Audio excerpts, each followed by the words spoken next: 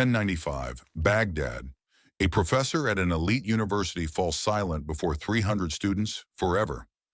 A mind capable of demolishing any philosopher now devours itself. The simplest question destroys his life. How do I know this isn't a dream? The senses deceive. Logic is powerless. Even mathematics is suspect. What follows? Silence, darkness, and despair. But there, at the bottom of his intellectual collapse, he finds what thousands of books couldn't give him. This crisis turned philosophy upside down. Ready to see how a mind breaks to be reborn?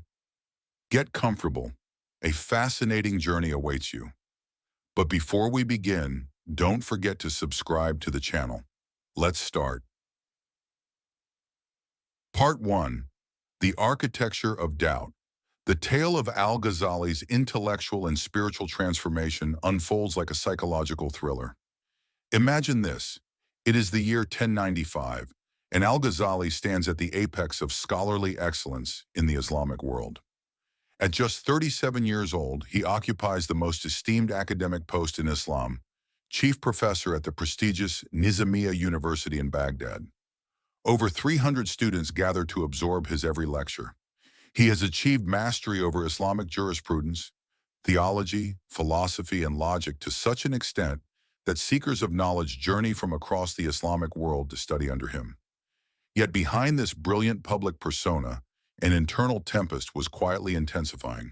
As Al-Ghazali would later recount in his spiritual memoir, Deliverance from Error, he began to question not merely particular doctrines or ideas, but the very bedrock of human understanding. This was no idle exercise in skepticism or philosophical play. It was a harrowing existential crisis that threatened to unravel all he thought he knew about the nature of truth. It all began with a deceptively simple yet deeply unsettling inquiry. How can we be sure that what we believe to be true actually reflects reality? Al-Ghazali came to a sobering realization that much of what people accept as truth is inherited from figures of authority. Children trust their parents, students accept their teachers' assertions, and the faithful follow the teachings of their religious leaders. But what if those authorities are mistaken? What if entire systems of knowledge rest upon unexamined and potentially flawed assumptions? This question propelled Al-Ghazali to scrutinize the credibility of sense perception. We instinctively trust our senses to provide accurate information about the world.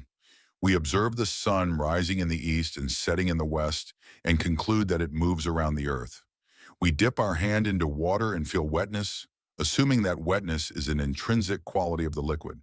However, Al-Ghazali was acutely aware of the deceptive nature of sensory experience. Objects appear smaller at a distance, a straight stick looks bent when submerged in water, and dreams often feel entirely real while we are in them. If our senses can so easily mislead us about the physical world, how much more susceptible might they be to error when it comes to profound metaphysical questions about the nature of existence, the presence of God, or the path to a virtuous life? What if the world we take to be real is, in fact, no more than a sophisticated illusion, a dream masquerading as reality? Yet Al-Ghazali's doubt did not end with the senses. He directed his critical gaze toward reason itself, probing the reliability of human logic as a means of grasping truth. Educated individuals of his time, much like those of today, held great faith in the power of rational thought, especially in mathematics and logic, to uncover undeniable truths. Mathematical statements seem beyond question. 2 plus 2 equals 4. The sum of a triangle's angles is always 180 degrees. The shortest path between 2 points is a straight line. Such principles appeared to be self-evident. Yet even here, Al-Ghazali discovered a basis for doubt. How could one be certain that the principles of logic truly mirrored the structure of the universe? Take, for instance, the law of non-contradiction, which asserts that something cannot both exist and not exist at the same time.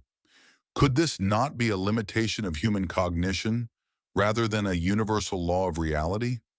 Perhaps there are modes of existence that transcend human categories, realities that lie beyond the reach of logic, rendering even our most rigorous reasoning irrelevant to the ultimate truths of the cosmos. The emotional and physical toll of this intellectual crisis was profound. Al-Ghazali recounts that his overwhelming doubts rendered him incapable of teaching. He lost the ability to speak coherently on subjects he had once effortlessly commanded.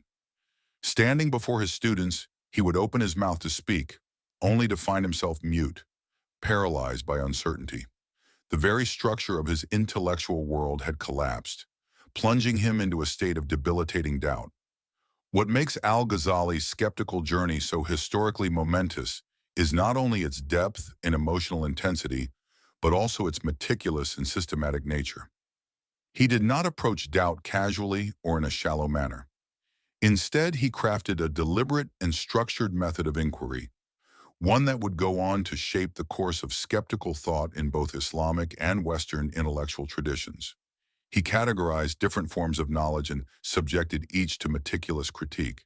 He dissected the logical coherence of arguments, evaluated the trustworthiness of various sources, and unearthed the often unseen assumptions that form the basis of even our most fundamental beliefs. This rigorous skepticism, however, was never an end in itself. It served as a disciplined tool for uncovering which beliefs, if any, could endure the most intense intellectual scrutiny. Al-Ghazali's ultimate goal was to uncover a form of knowledge so certain, so immovable, that no legitimate doubt could challenge it. He sought a firm and indestructible foundation from which he could reconstruct his worldview, his understanding of truth, and his ethical framework for life. The turning point came not through deduction or logical argument, but in an experience he described as a divine illumination, a light placed in his heart by God. This was not a surrender of reason, but rather the discovery of a deeper ground that underpins and enables rational thought itself. He came to understand that rational inquiry rests on presuppositions that reason alone cannot verify. The very ability to question, to reason, and to discern truth from error assumes the presence of a conscious thinker and the possibility of accessing truth. Yet this core certainty was not purely intellectual in nature. It was accompanied by a profound and immediate awareness of the divine, a direct encounter with the reality that sustains all being. Al-Ghazali realized that the most essential truths are not arrived at through abstract reasoning alone, but through a transformation of one's entire being, intellect, emotion, and spirit alike. This insight became the cornerstone of his later philosophy. It offered him a means to judge competing epistemologies, a framework that wove together logic and spiritual insight, and a vision of human purpose that transcended both intellectual mastery and material success. What could have shattered his intellectual life instead became the seed of a philosophical vision, both vast and profound. Al-Ghazali's brand of skepticism was markedly different from that of many modern thinkers. Where contemporary skeptics often wield doubt as a means of evading deep conviction, Ghazali used it to search for beliefs worthy of unwavering trust. For him, doubt was not destructive, but restorative, a process intended to cleanse the mind of false confidence so that it might open itself to authentic understanding. He saw both doubt and certainty as stages in the soul's journey toward truth, not as static conditions. His approach to skepticism had far-reaching effects, well beyond his own system of thought. Philosophers within the Islamic world were compelled to engage with the challenges he posed, prompting more refined explorations of how reason and revelation coexist. His influence also extended to medieval Jewish and Christian thinkers, who encountered his work through its Latin translations and were driven to develop more sophisticated discussions around the balance of faith and reason.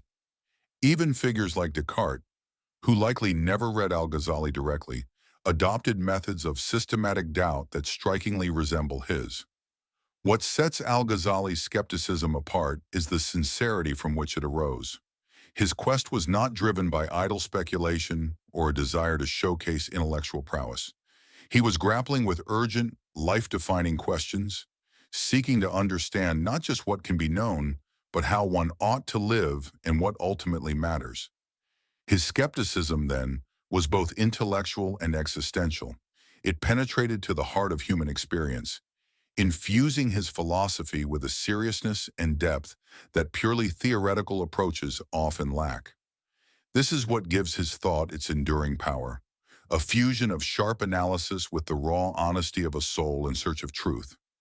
He recognized that unresolved skepticism can result in both moral indecision and a profound sense of spiritual emptiness.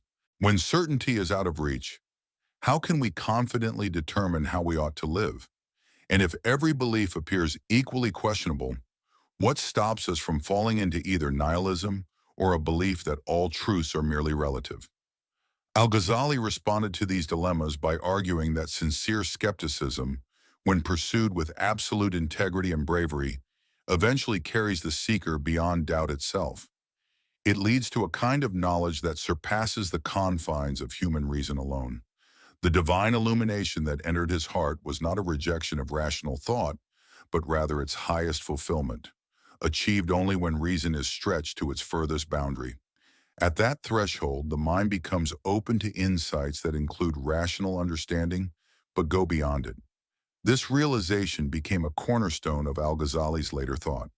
He demonstrated that reason and revelation, philosophical questioning and mystical insight, personal doubt and collective tradition, need not oppose each other. Instead, they can work in harmony, enriching the pursuit of truth. His skeptical approach did not destroy knowledge.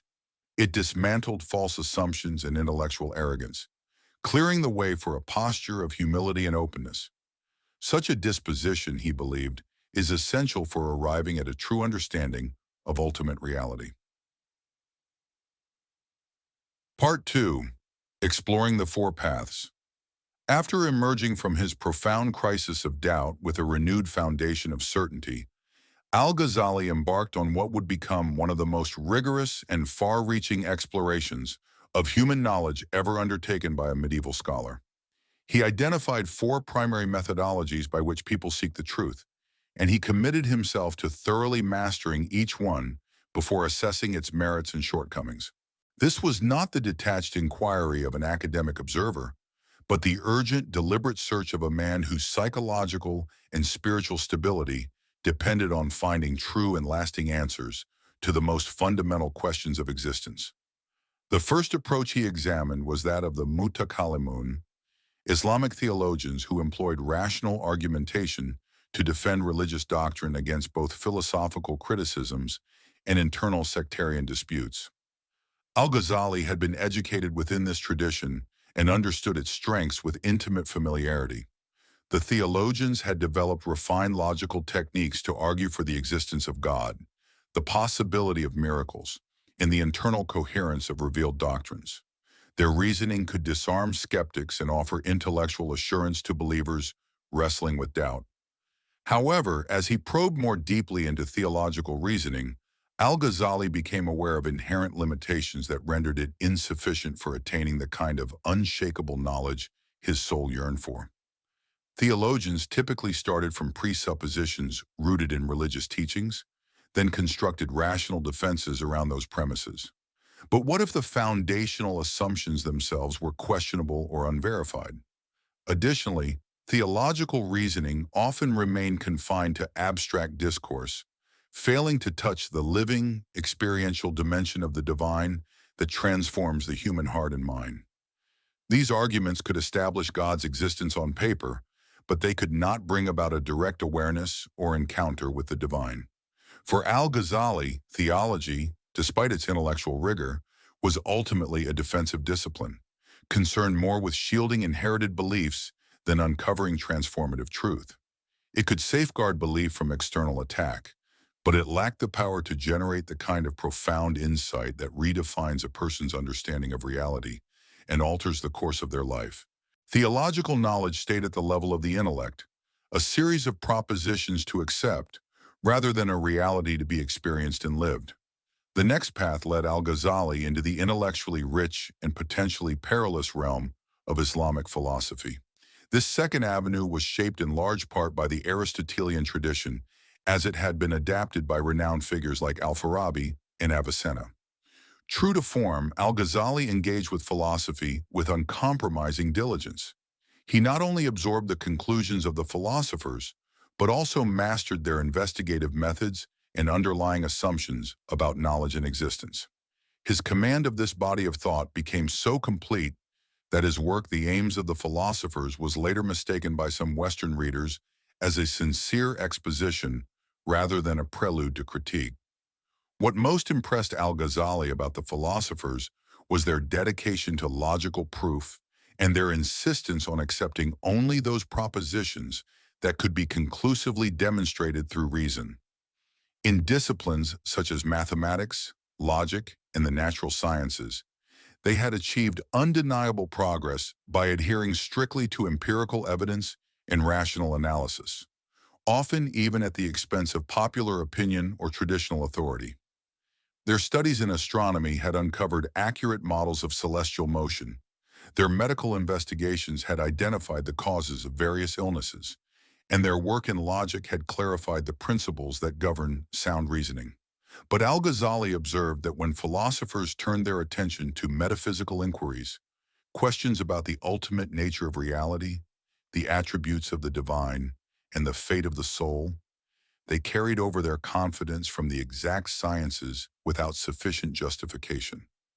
They asserted the same level of certainty for their metaphysical claims as they did for their findings in logic and mathematics. Yet their arguments regarding the eternity of the universe, the scope of divine knowledge, and the afterlife were built upon assumptions that lacked demonstrative proof. Moreover, the diversity of views among various philosophical schools on these issues revealed that reason alone could not definitively resolve them. Even more concerning to Al-Ghazali was the philosopher's tendency to subordinate the revealed truths of religion to the speculative conclusions of human reason. When philosophical reasoning clashed with the clear meaning of revelation, philosophers often reinterpreted the sacred texts to align with their theories, rarely pausing to consider whether reason itself might have limits that revelation could surpass. This intellectual overconfidence struck Al-Ghazali as not only philosophically unwarranted, but also spiritually perilous. The third path Al-Ghazali explored was the enigmatic doctrine of the Ismaili sect, which asserted that authentic understanding was reserved for an exclusive group, those who had received secret revelations from divinely guided leaders. The Ismailis offered a solution to both intellectual and spiritual uncertainty, claiming that hidden truths, unreachable by ordinary reasoning, could resolve the deepest questions of existence. This promise resonated deeply with Al-Ghazali's yearning for certainty, prompting him to investigate their teachings with the same meticulous scrutiny he had applied to theology and philosophy. However, his exploration revealed a belief system grounded in circular logic and unsupported declarations. Their claim to legitimacy rested entirely on their alleged possession of concealed wisdom. Yet when challenged to provide proof of this hidden knowledge, they could only reiterate their original claim of authority. Many of their teachings clashed with verifiable realities, and their leaders exhibited none of the profound insight or transformative power expected of true spiritual masters. Al-Ghazali ultimately judged Ismailism to be an elaborate intellectual deception, an ideology that capitalized on humanity's longing for absolute certainty but failed to deliver any real or satisfying answers. His journey then took him to the domain of Sufism, the mystical branch of Islam, which promised not abstract speculation about the divine, but direct and personal encounter with it. Initially, Al-Ghazali applied the same critical rigor to Sufism that he had brought to every other path. He immersed himself in Sufi writings and spoke with adherents in order to understand their doctrines and practices.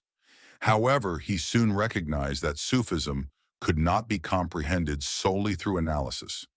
The Sufis maintained that their wisdom arose not from theory, but from first-hand spiritual experience, attained through disciplined meditation, prayer, moral refinement, and complete surrender to God's will. This knowledge, they insisted, was not conceptual or detached, but embodied and personal, rooted in transformation rather than abstraction. For the Sufis, attempting to understand their insights without undergoing the spiritual journey was as futile as trying to comprehend the taste of honey without ever having tasted sweetness.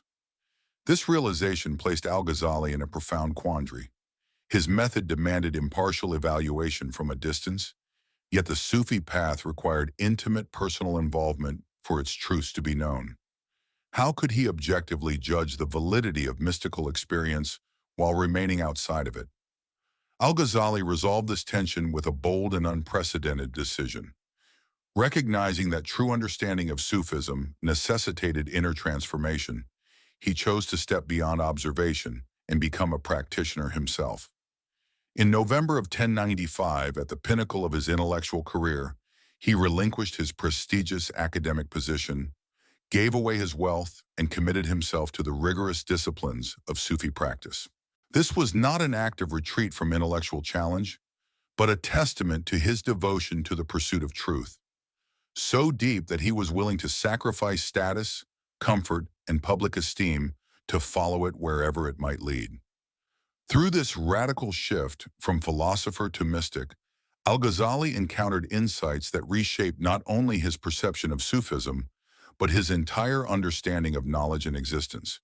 He discovered that the Sufi way offered a form of certainty that surpassed the reach of speculative philosophy, theological debate, or esoteric dogma. Far from rejecting reason, this mystical knowledge offered a deeper foundation for it, illuminating the true purpose of rational inquiry. The divine light he experienced did not replace the need for critical thinking, but revealed its higher function, to serve the soul's quest for ultimate truth rather than mere intellectual satisfaction. Part 3. The Grand Synthesis. Al-Ghazali's magnum opus, born from his meticulous exploration of the many avenues to true knowledge, ranks among the most monumental intellectual achievements in human history. The revival of the religious sciences spans 40 volumes, systematically arranged into 4 main sections, each containing 10 books that delve into different facets of a fully integrated spiritual existence. Yet to describe this work merely as a guide to religious practice would be to miss its profound scope. Just as calling Beethoven's Ninth Symphony a simple tune would ignore its transcendent power. What Al-Ghazali created is nothing short of a comprehensive blueprint for inner transformation. He demonstrates how every aspect of daily life, no matter how mundane, can be a pathway towards spiritual refinement and a direct encounter with the highest truth. The depth and breadth of this monumental work reveal Al-Ghazali's profound insight. Authentic spiritual growth cannot be isolated from the realities of worldly life. He recognized that the path to spiritual excellence is not reserved solely for ascetics who renounce society in search of mystical union. On the contrary, most people must cultivate spirituality while remaining immersed in the rhythms of family, work, community, and civic life. The revival illustrates that this integration is not only attainable, but essential for realizing the full potential of human development. In the first quarter of the text, which focuses on acts of worship, Al-Ghazali masterfully unveils the deep psychological and spiritual wisdom embedded in familiar religious practices. Consider ritual prayer, a routine many perform without reflection. Al-Ghazali reveals its hidden structure, showing how each component is designed to evoke specific mental and emotional states that cleanse the heart and direct the soul toward the divine. The physical motions of prayer train the body to embody humility and reverence.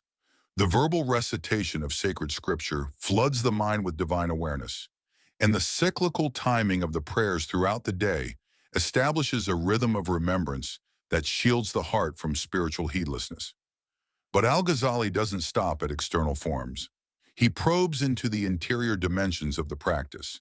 He explains how, for a sincere practitioner, prayer can become a means of transcending the self and merging awareness with divine presence. Far from being a mere obligation, prayer transforms into a method for spiritual awakening, leading to direct experiences of the sacred. And even as he emphasizes these mystical heights, Al-Ghazali never overlooks the concrete, practical benefits of prayer. It orders daily life, anchors the believer in discipline, and nurtures a sense of belonging to the wider religious community. His treatment of charity reflects a similarly integrated vision. Al-Ghazali illustrates how acts of financial generosity can serve as potent remedies for the soul's attachment to wealth. By analyzing the roots of greed, he shows how the habitual act of giving away possessions helps free the heart from the illusion that happiness or security lies in material accumulation. Yet his counsel is not abstract. He offers clear, practical instructions about the appropriate amount to give, suitable recipients, and the proper mindset with which to give. Throughout his work, Al-Ghazali weaves the mystical and the pragmatic into a seamless whole.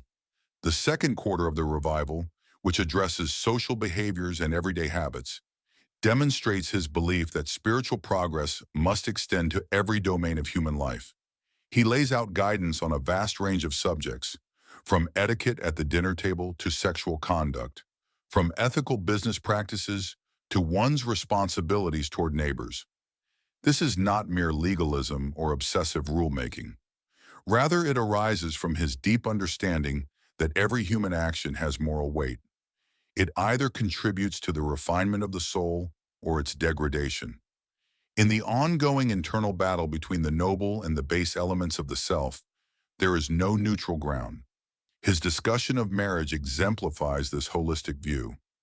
Al-Ghazali treats marriage as a multidimensional reality, a societal structure, a psychological bond, a biological alliance, and a spiritual discipline.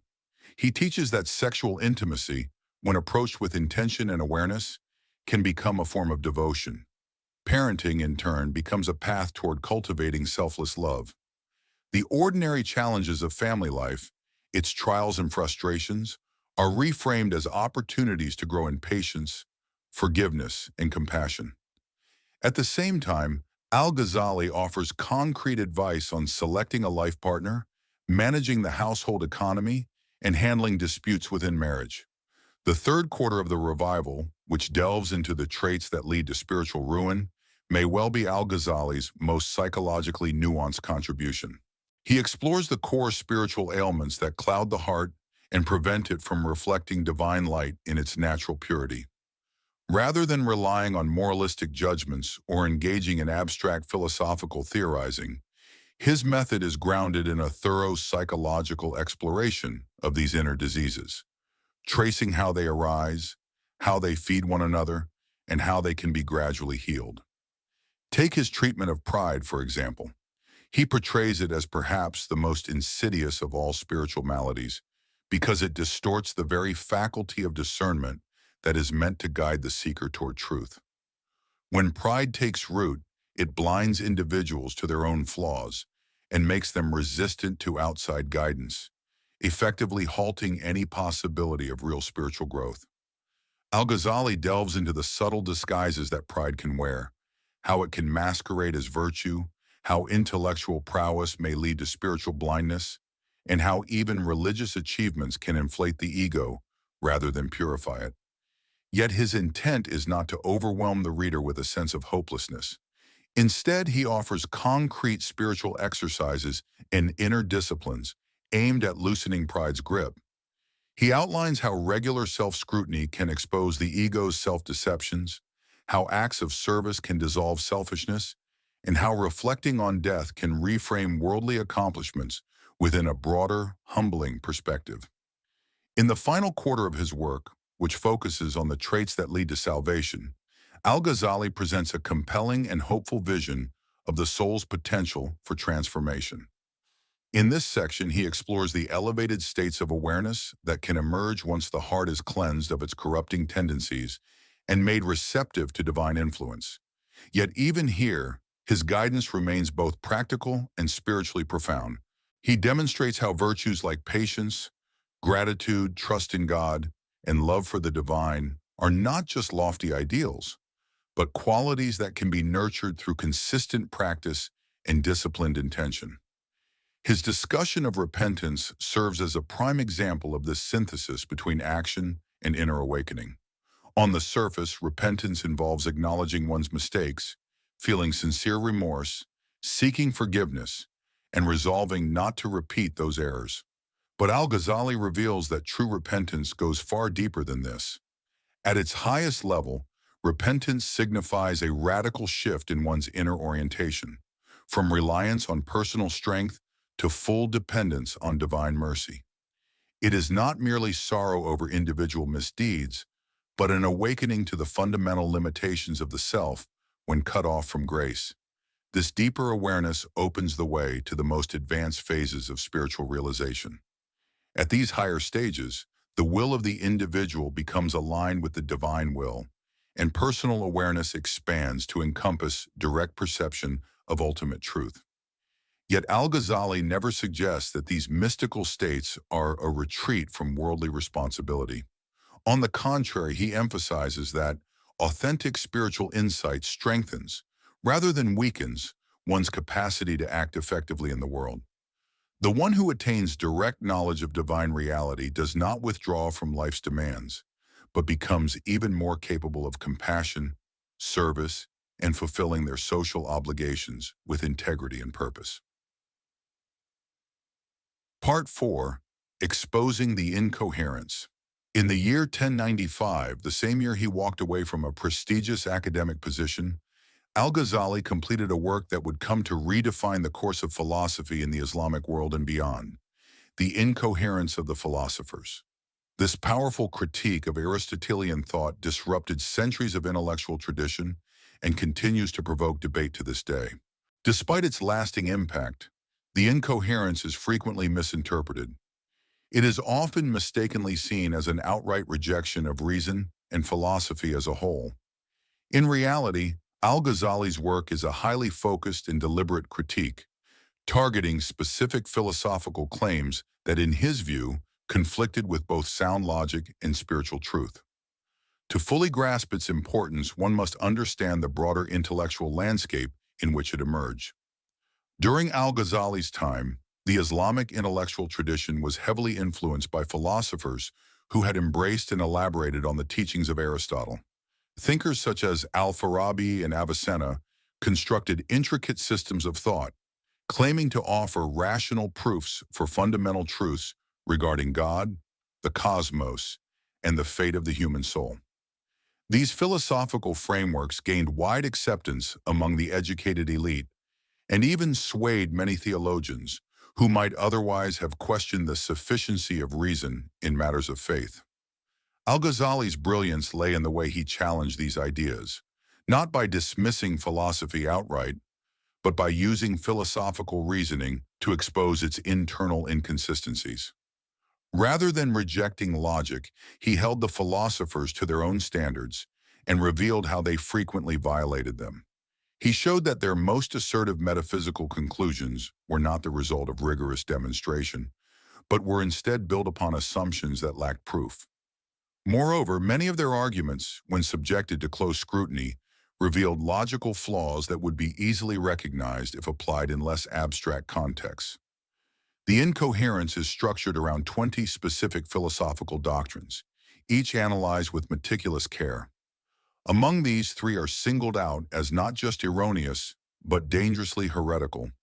So grave, in fact, that Al-Ghazali argued those who upheld them could justifiably be considered unbelievers.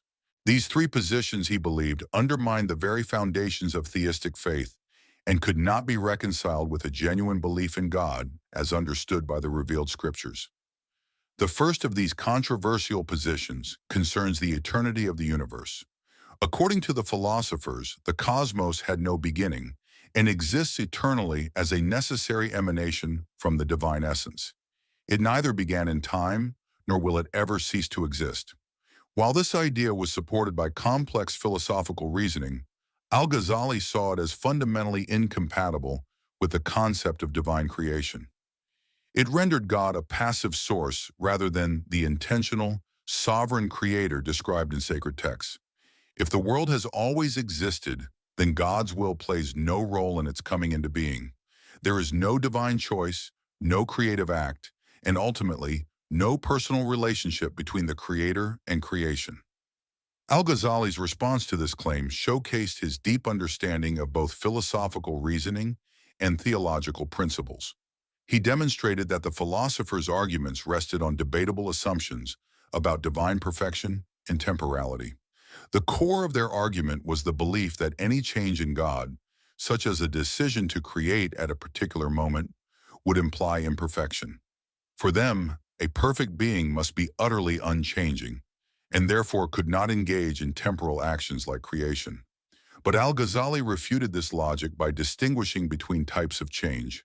He argued that change prompted by necessity or external influence does imply imperfection, but a free, deliberate act arising from divine will and wisdom does not. God's decision to create the world in time, far from implying deficiency, reflects intentionality and sovereignty. The second of the three condemned doctrines dealt with the extent of God's knowledge. The philosophers claim that God only knows eternal universals, broad, unchanging principles, but not the specific, transient events that occur in time. By this view, God knows the laws of nature, but not whether, for instance, a particular bird falls from a particular tree at a given moment. This view was rooted in the difficulty philosophers had in imagining how an eternal, immutable being could know changing, temporal particulars without undergoing change himself. Al-Ghazali acknowledged the intellectual sophistication behind this theory, but he insisted that it came at a steep price. If God does not know specific events, then divine providence becomes a meaningless idea.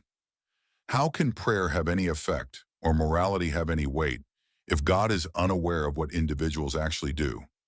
Without knowledge of particular actions, divine justice, rewarding virtue and punishing wrongdoing, becomes impossible. In stripping God of particular knowledge, the philosophers inadvertently severed the vital link between the divine and the human, making personal faith, prayer, and moral responsibility futile. Al-Ghazali argues that the philosophical concern over divine immutability stems from a flawed understanding of perfection, particularly when it pertains to God's knowledge. He asserts that these thinkers misinterpret what it truly means for divine knowledge to be perfect. A third theological error he addresses is the rejection of bodily resurrection. The philosophers maintain that after death, only the rational soul continues to exist, while the physical body permanently disintegrates into its elemental components. They contended that Quranic depictions of physical resurrection, as well as the pleasures of paradise and the torments of hell, were not to be taken literally. Instead, they believed such descriptions symbolized inner, spiritual conditions rather than concrete realities of the afterlife. Al-Ghazali found this interpretation both philosophically unsound and theologically perilous. From a philosophical standpoint, it assumes that the connection between the soul and body is merely incidental, implying that the soul can maintain personal identity while existing in a purely disembodied state. However, human self-awareness is deeply tied to physical embodiment, and it is not evident how personal identity could survive entirely without it. From a religious angle, rejecting bodily resurrection undermines the very notion of divine justice being fully realized in the hereafter. It strips moral action of its ultimate significance by severing the link between ethical conduct and eschatological reward or punishment. Yet Al-Ghazali's critique does not stop with these specific doctrinal points. He expands his analysis to challenge the entire philosophical methodology employed by these thinkers. He shows that they attribute to their metaphysical claims the same degree of certainty that is rightly reserved for disciplines like mathematics and logic. However, their arguments in metaphysics do not meet the rigorous standards required to justify such certainty. In the realm of mathematics, conclusions are universally agreed upon because they follow from clearly defined axioms and rules of reasoning. By contrast, metaphysical speculation leads to divergent and often contradictory conclusions across different philosophical traditions, indicating a lack of reliable method for reaching definitive truths about the nature of reality. This leads Al-Ghazali to a deeper reflection on the limits of human reason in the pursuit of ultimate truth. He does not dismiss rational inquiry into metaphysical matters, but he stresses that reason must acknowledge its boundaries. True understanding of the most profound realities, God, creation, and human purpose, cannot be attained through logic alone. Such truths require an experiential form of knowledge, one that emerges from spiritual purification and inner transformation. Among al-Ghazali's most nuanced philosophical contributions is his critique of causality. The philosophers upheld the idea that causes and effects are intrinsically linked, such that identical causes must always produce identical effects. This concept was foundational for their view that the world is orderly, intelligible, and predictable. Yet al-Ghazali identified a serious flaw in their reasoning. He argued that the idea of necessary connection between cause and effect is not something we observe directly. Rather, it is inferred from our repeated experience of certain events occurring together. When we see fire touch cotton and the cotton ignite, we assume a necessary causal link. But in reality, we are simply witnessing one event consistently following another. The necessity we perceive is not an observable fact, but a mental assumption we impose on the sequence. Since the concepts of cause and effect are logically distinct, there is no contradiction in conceiving of one without the other. This suggests that their connection is not inherently necessary, but contingent. From this analysis, al-Ghazali develops the doctrine later called occasionalism. He proposes that God alone is the true cause of all occurrences in the natural world. What appears to be causal interaction between natural entities is, in fact, the result of God's habitual creation of events in regular patterns.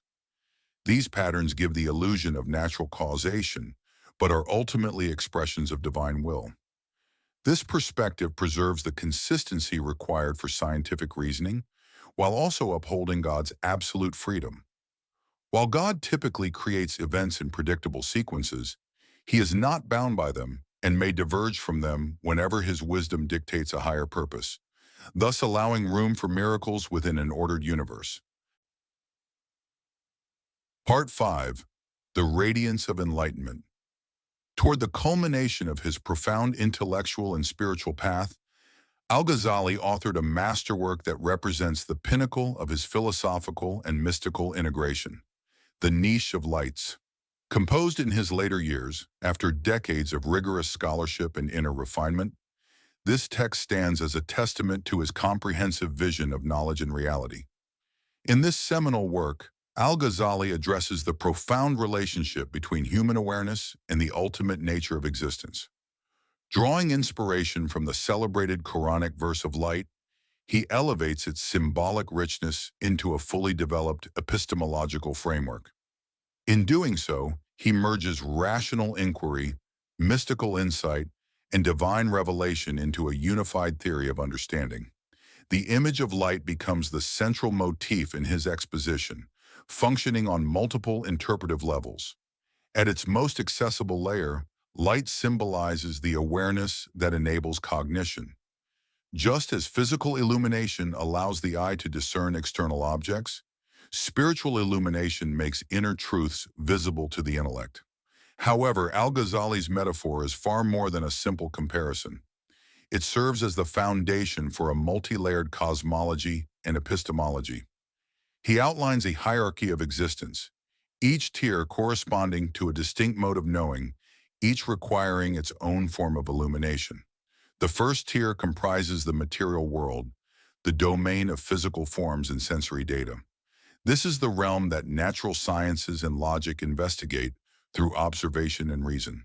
Here, human intellect functions as the guiding light, capable of uncovering patterns, causal links, and mathematical structures. Though al-Ghazali acknowledges the significance of this level for navigating worldly affairs, he maintains that it is insufficient for apprehending deeper truths.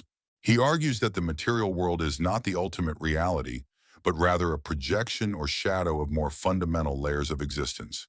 Those who mistake these shadows for reality remain confined in a state of illusion, akin to prisoners in Plato's allegorical cave, seeing only reflections and not the true sources of light. This serves as a critique of those who limit themselves to surface appearances without seeking deeper essence. Beyond this lies the second level, the intellectual domain of abstract concepts, logical relations, and universal truths. It is within this realm that philosophers grapple with enduring metaphysical questions: substance versus accident, necessity versus contingency, causes and their effects. The illumination that guides understanding here is a more refined intellectual capacity, one that apprehends not just the empirical, but the structural underpinnings of thought itself. Al-Ghazali affirms the legitimacy of philosophical inquiry at this level, yet he is also clear about its boundaries.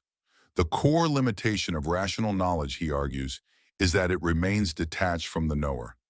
It does not necessarily transform the person who possesses it. One may reason out the existence of God and understand divine attributes, but such conceptual grasping does not inherently lead to spiritual transformation. Unless rational knowledge is complemented by lived, experiential insight, it remains abstract, informative, perhaps, but not transformative. The third and highest level pertains to the realm of pure spiritual reality. This level is accessible only through direct illumination bestowed by divine grace, acting upon a soul that has undergone ethical refinement and spiritual training. At this stage, knowledge is no longer about God in the conceptual sense. It becomes knowledge of God through direct encounter.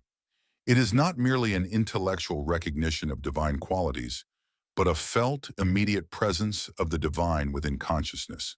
The illumination at this highest tier is not a product of intellectual effort alone, but a result of divine self-revelation, an unveiling that occurs when the human heart becomes receptive and transparent to spiritual light. Al-Ghazali's treatment of this level is especially nuanced. He carefully avoids the extremes of reducing the divine to human terms or abstracting it into impersonal concepts. Instead, he articulates a vision in which true spiritual knowledge involves a participatory awareness, a mystical union that goes beyond the ordinary dichotomy of subject and object. And yet he preserves the essential distinction between the creator and the created, maintaining the integrity of the theological relationship while describing a deeply intimate connection. The practical consequences of this three-tiered analysis are both significant and far-reaching. Al-Ghazali emphasizes that true spiritual growth demands the harmonious integration of all three levels of understanding. Rather than discarding the foundational stages in pursuit of higher ones, he insists that empirical observation and rational thought are essential in laying the groundwork for spiritual insight. These faculties train the mind to observe with precision and reason with clarity, making them indispensable in the journey toward enlightenment. However, while reason and observation are crucial, they must ultimately be surpassed, not rejected, as the mind opens itself to dimensions of knowledge that extend beyond human logic alone. This synthesis calls for what Al-Ghazali refers to as the purification of the heart, a deliberate and disciplined moral and spiritual refinement designed to eliminate internal barriers that hinder the reception of divine illumination. Such inner obstructions are not limited to overt moral flaws like greed, pride, or hatred. They also include more subtle and insidious forms of egoic attachment, particularly those associated with the intellectual and spiritual life. A scholar clinging to their knowledge, a mystic who becomes enamored with their spiritual experiences, or a philosopher too assured of their logical reasoning, all of these fall into traps that obstruct the humility needed for genuine spiritual receptivity. Purification, as Al-Ghazali describes it, involves both the removal of negative traits and the development of positive virtues. On the negative side, it entails methodically identifying and eliminating the spiritual ailments that obscure the heart's innate clarity and prevent it from reflecting divine truth like a polished mirror. This means avoiding not only clearly immoral actions, but also cultivating an acute awareness capable of recognizing and rooting out more hidden forms of selfishness and illusion. On the positive side, purification fosters inner qualities that elevate the soul's capacity for higher knowledge. These virtues include humility, which opens the heart to receive wisdom from beyond the confines of the ego; gratitude, which acknowledges that authentic knowledge is a divine gift rather than a personal conquest; patience, which fortifies spiritual resolve through times of hardship and dryness; and love, which fuels the complete surrender necessary for ultimate spiritual realization. Al-Ghazali's exploration of love stands out as one of his most innovative contributions to philosophical psychology. He presents love not merely as an emotion, but as a form of knowing, a union of intellectual clarity and lived experience. The one who loves does not simply understand the beloved in abstract terms, but enters into a participatory form of knowledge that transcends the conceptual without forsaking reason. In a similar way, the seeker who cultivates authentic love for the ultimate uncovers levels of divine understanding that remain inaccessible to those who rely solely on scholarly analysis. Yet Al-Ghazali draws a careful line between true spiritual love and superficial emotional fervor. Real love of God is not mere sentiment. It involves a radical reordering of the self, aligning human will and desire with their true origin and final purpose. This inward transformation reshapes one's entire perception of reality, reframes interpersonal relationships, and redefines one's engagement with daily life. To profess love for the divine while remaining unchanged in thought, feeling, and action is a sign of self-deception about one's spiritual state. Al-Ghazali's vision, as articulated in The Niche of Lights, reaches its zenith in his portrayal of a consciousness rendered fully transparent to the divine light. In this awakened state, the ego is not obliterated, but it becomes so deeply harmonized with the divine will that any opposition between personal desire and ultimate truth dissolves. The individual continues to exist with unique duties and relationships, but their awareness has been elevated to perceive all things through the lens of divine reality, rather than through the narrow filter of personal interest. Part 6. The Psychology of Transformation. Al-Ghazali's most profound psychological insights arise in his exploration of how human consciousness can undergo a radical transformation, from a condition marked by confusion and spiritual blindness to one characterized by clarity and illumination, which are the true foundations of knowledge. This transformation is not merely about gathering new facts or refining intellectual abilities, though those are part of the process. Instead, it involves a deep and comprehensive reshaping of the self, altering how a person thinks, feels, perceives, and engages with the self, others, and the divine. At the heart of this transformative process lies Al-Ghazali's conception of the human heart, not the physical organ, but the spiritual core of awareness. He draws a deliberate distinction between the anatomical heart and what he describes as the spiritual heart, which is the locus of understanding, emotion, and moral discernment. This spiritual heart, as he defines it, is a subtle and immaterial essence, ethereal in nature, linked to but not confined by the physical body. For Al-Ghazali, the spiritual heart represents the true core of human identity and the wellspring of authentic knowledge and purposeful action. In its original, uncorrupted state, the heart has an innate potential to perceive spiritual realities.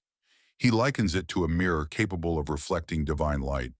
However, this natural receptivity is often obscured by the cumulative impact of flawed thinking, negative emotions, and ethically harmful behavior. Over time, these negative influences create layers of what Al-Ghazali metaphorically calls rust on the surface of the heart, clouding its ability to perceive spiritual truths. The journey of spiritual transformation, therefore, entails a systematic effort to cleanse the heart of these impurities, allowing it to return to its essential function, receiving and transmitting divine illumination. Al-Ghazali categorizes the major obstacles to this transformation as spiritual diseases that dull the heart's natural clarity. The first of these are what he terms the diseases of belief. These involve erroneous convictions that warp the understanding of ultimate reality. Such errors may take the form of naive superstitions or misleading philosophical doctrines that can ensnare even the most intellectually gifted individuals. To address these distortions, Al-Ghazali advocates for a form of knowledge grounded in the integration of divine revelation, rational thought, and genuine spiritual experience. Yet he insists that correcting mistaken beliefs is only a partial solution. True transformation requires more than intellectual clarity. It also necessitates healing the emotional and volitional dimensions of the self. The second category of spiritual ailments consists of emotional distortions that disrupt a person's relationship with the world. These include overt emotional disorders such as uncontrolled rage, debilitating fear, and persistent sadness, but also more subtle forms of emotional imbalance that may go unnoticed in individuals who otherwise appear psychologically stable. Among these, pride stands out as particularly insidious as it undermines the very faculty needed for spiritual discernment. A prideful person becomes excessively attached to their own views, accomplishments, or social standing, rendering them unable to acknowledge personal limitations or accept insights that originate outside their own framework. Al-Ghazali illustrates how pride can masquerade as virtue: the scholar who revels in their knowledge, the mystic who clings to spiritual experiences, or the moral activist who becomes smug in their ethical superiority. The antidote to pride, according to Al-Ghazali, lies in cultivating true humility, an awareness of one's dependence on higher sources of truth and power. Practices that foster this humility include regular reflection on death, which starkly reminds individuals of their mortality and the fleeting nature of worldly achievements. Acts of service, especially to those who offer nothing in return, help dissolve the self-centeredness that fuels arrogance. More crucially, deliberate and ongoing self-examination unveils the ego's deceptive mechanisms and highlights how pride can infiltrate even the most earnest spiritual pursuits. Another emotional illness that Al-Ghazali explores with psychological precision is envy. The envious individual suffers when others experience success and feels satisfaction at their downfall, leading to a fundamentally skewed and unhealthy engagement with society. Al-Ghazali demonstrates that envy is, at its core, a self-defeating emotion. It blinds individuals to the admirable traits in others, traits that could otherwise serve as inspiration for their own growth. This mindset also stems from a flawed understanding of divine generosity, as if God's blessings are finite and must be sparingly distributed, rather than infinite gifts that multiply when shared freely. Overcoming envy, according to Al-Ghazali, requires the cultivation of what he terms spiritual magnanimity. This spiritual magnanimity is the sincere ability to take joy in the success and happiness of others. It's not about forcibly suppressing feelings of jealousy through sheer willpower, but about reshaping one's perception of both interpersonal relationships and the broader metaphysical reality. When one's awareness expands beyond narrow self-interest to embrace genuine care for the well-being of all sentient beings, envy naturally dissolves. The achievements of others are then felt not as threats, but as shared victories. Anger presents even more nuanced challenges, since it can be both a destructive force and a powerful motivator for justice. On one hand, moral outrage at injustice and corruption can drive essential reform and protection of the vulnerable. On the other hand, unrestrained anger erodes inner tranquility and clouds the discernment needed for wise and effective moral action. Al-Ghazali outlines how to tell the difference between righteous anger that serves justice and harmful anger driven by ego and the desire for dominance or revenge. Transforming anger requires the development of what he calls spiritual strength, the ability to meet provocation with wisdom instead of reactive emotion. This transformation does not call for the elimination of strong feelings, but rather for their redirection toward noble ends. The spiritually strong individual is capable of standing firmly against wrongdoing without becoming a slave to resentment or hatred. In contrast, greed and attachment to material wealth are spiritual maladies that are particularly insidious in a culture that glorifies consumption and financial success. Al-Ghazali delves deeply into the psychology of greed, showing that it doesn't stem from a genuine appreciation for life's material blessings, but rather from a frantic attempt to find security through accumulation. Such a person is perpetually dissatisfied because they are trying to fulfill spiritual needs with material goods, a futile effort akin to attempting to quench thirst with salt water. The antidote to greed, Al-Ghazali argues, lies in cultivating spiritual poverty. An inner state that acknowledges true contentment and security can only be found in reliance on divine care, not in personal hoarding. This doesn't mean embracing literal poverty or rejecting all possessions, but adopting a new relationship to them. A spiritually poor person views material goods as tools for higher service, not as ends in themselves or sources of lasting fulfillment. Yet Al-Ghazali's insights do not stop at the level of personal emotional struggles. He also addresses the deeper distortions in consciousness that prevent people from recognizing their spiritual condition. He describes the common human state as one of spiritual sleep, a form of inner unconsciousness in which individuals are unaware of their deepest needs and highest capacities. In this state, people chase goals and engage in activities that may offer fleeting pleasure, but fail to resolve the inner void that underlies authentic human aspiration.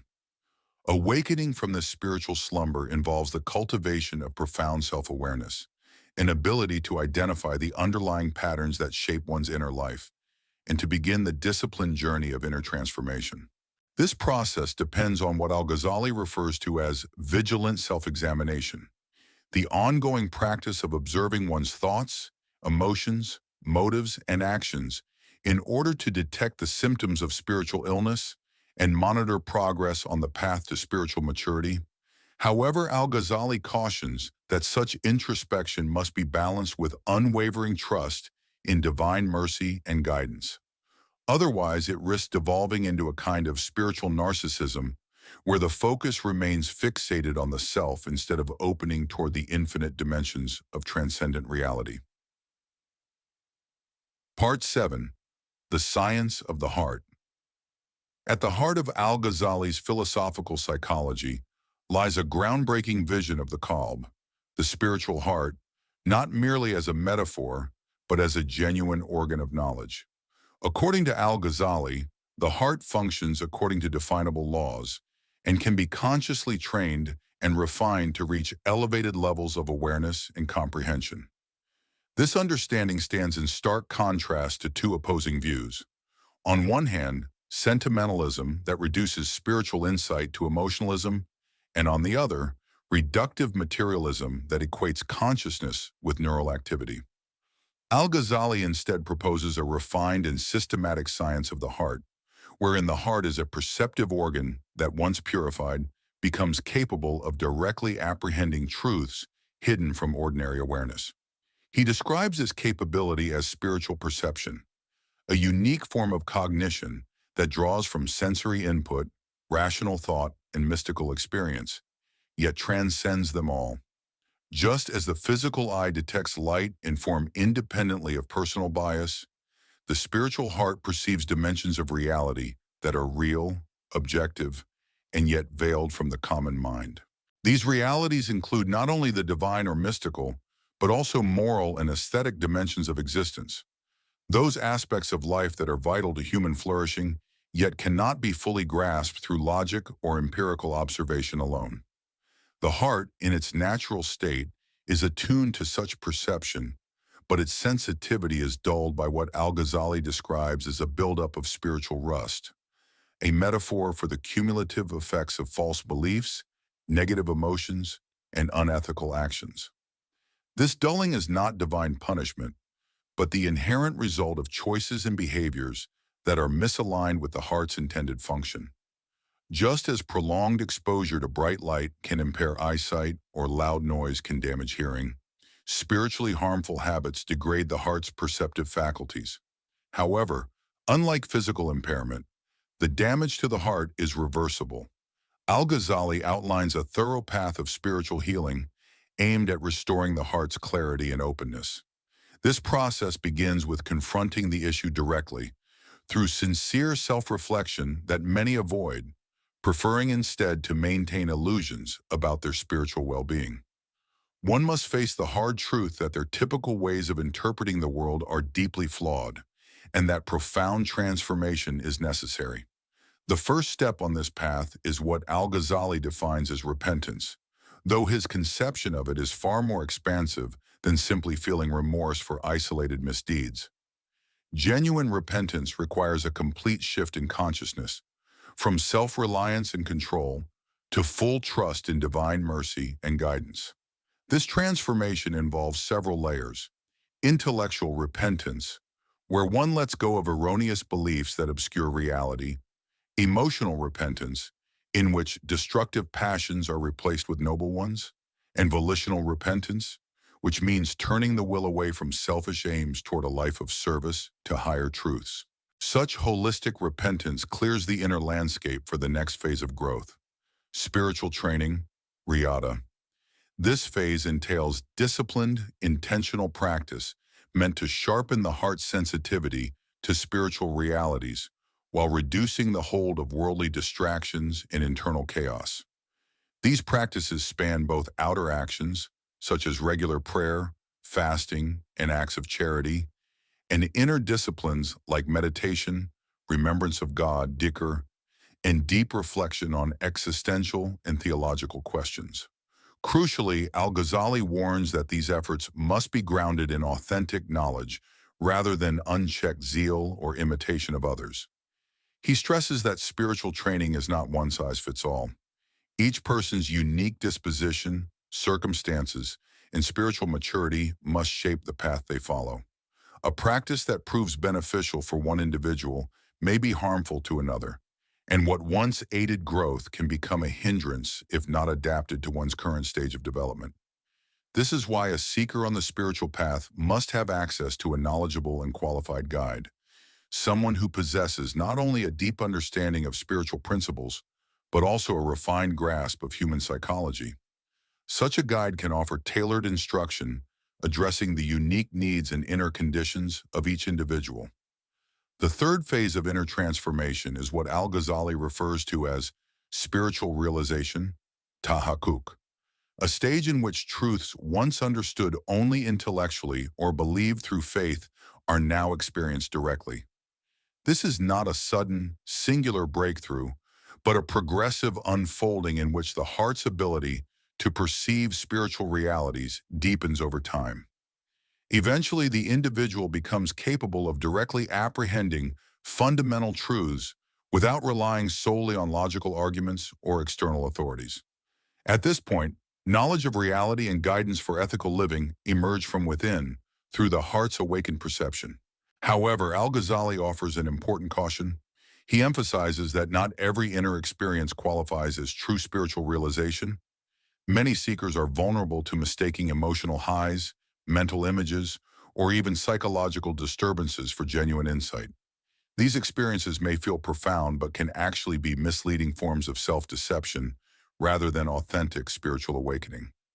The key to discerning true spiritual perception from false imitations lies in the effects it produces. Authentic realization inevitably leads to deeper wisdom, greater compassion, and moral refinement. In contrast, counterfeit experiences tend to foster spiritual arrogance, emotional volatility, and a decline in character. Al-Ghazali delves deeply into how the heart functions as a center of knowledge, exploring the dynamic between spiritual insight and ordinary rational thinking. He demonstrates that true spiritual awareness does not diminish the capacity for clear reasoning. On the contrary, it sharpens and elevates it. When the heart is purified and illuminated, the individual becomes more adept at solving complex problems and exercising sound judgment. Rather than replacing logical thought with impulsive emotionalism, spiritual perception adds depth and perspective, making rational analysis more insightful and effective.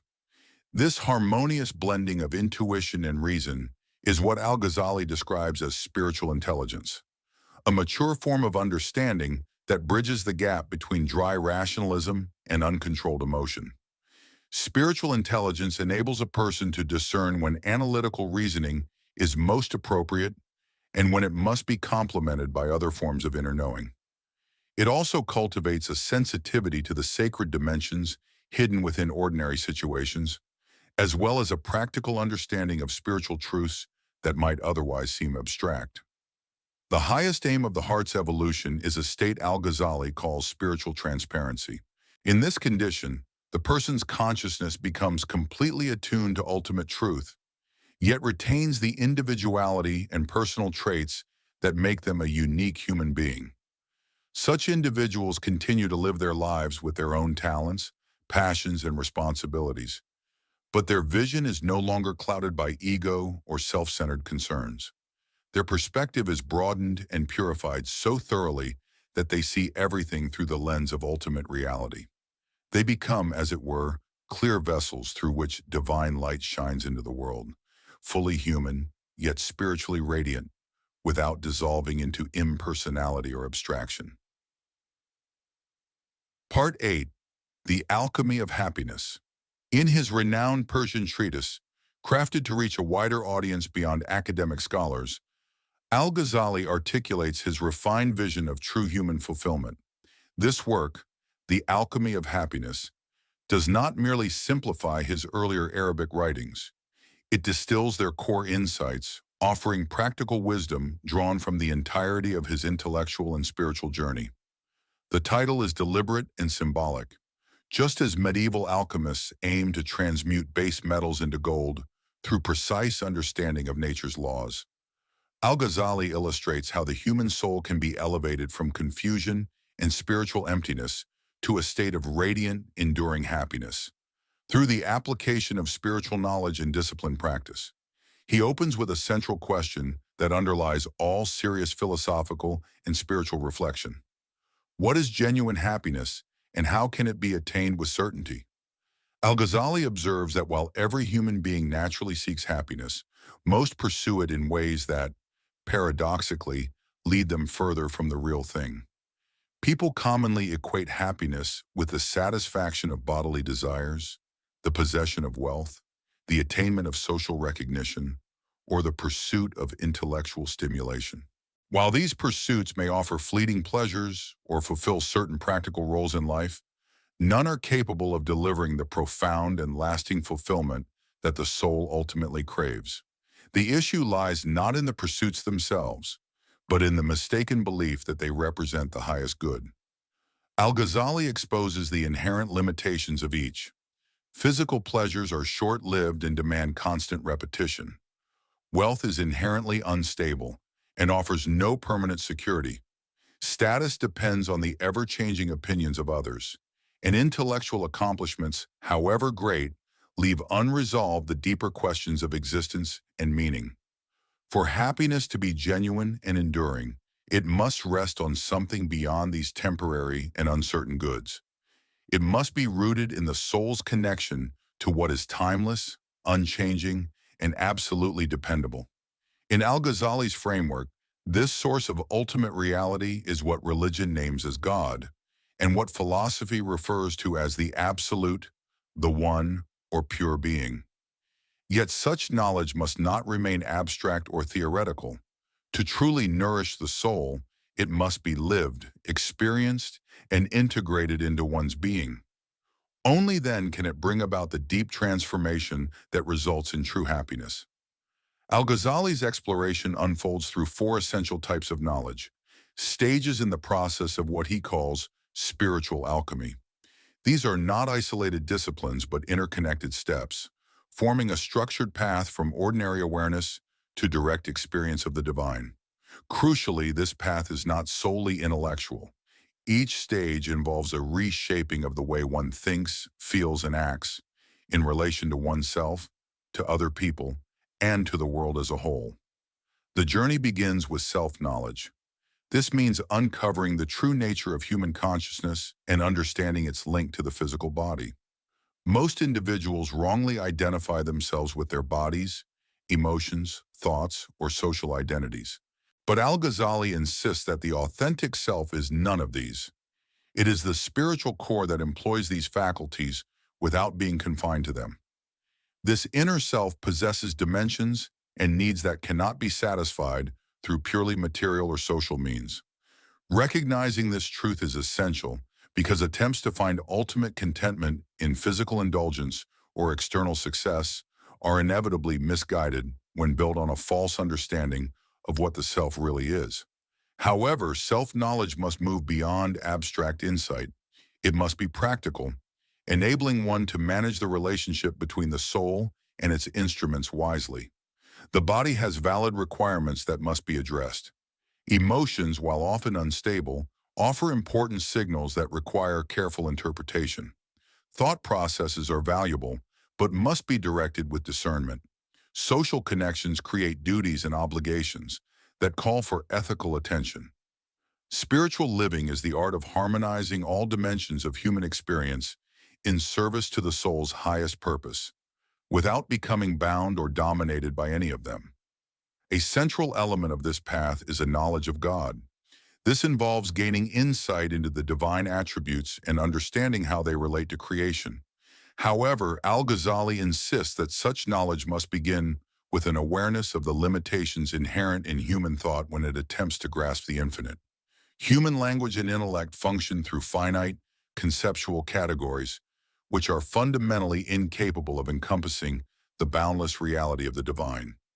Yet this does not mean that we are barred from knowing God. Rather, it requires that our knowledge be coupled with humility, acknowledging its limits and remaining open to modes of understanding that go beyond abstract reasoning. True knowledge of God encompasses a recognition of the divine names and attributes revealed through sacred scripture, affirmed by rational inquiry, and deepened through spiritual experience. These include qualities such as eternal existence, boundless knowledge, limitless power, flawless wisdom, and infinite mercy.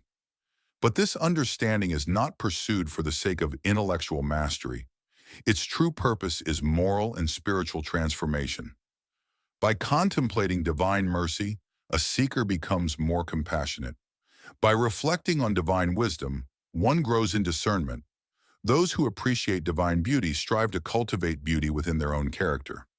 Another key aspect is grasping the true nature of this world.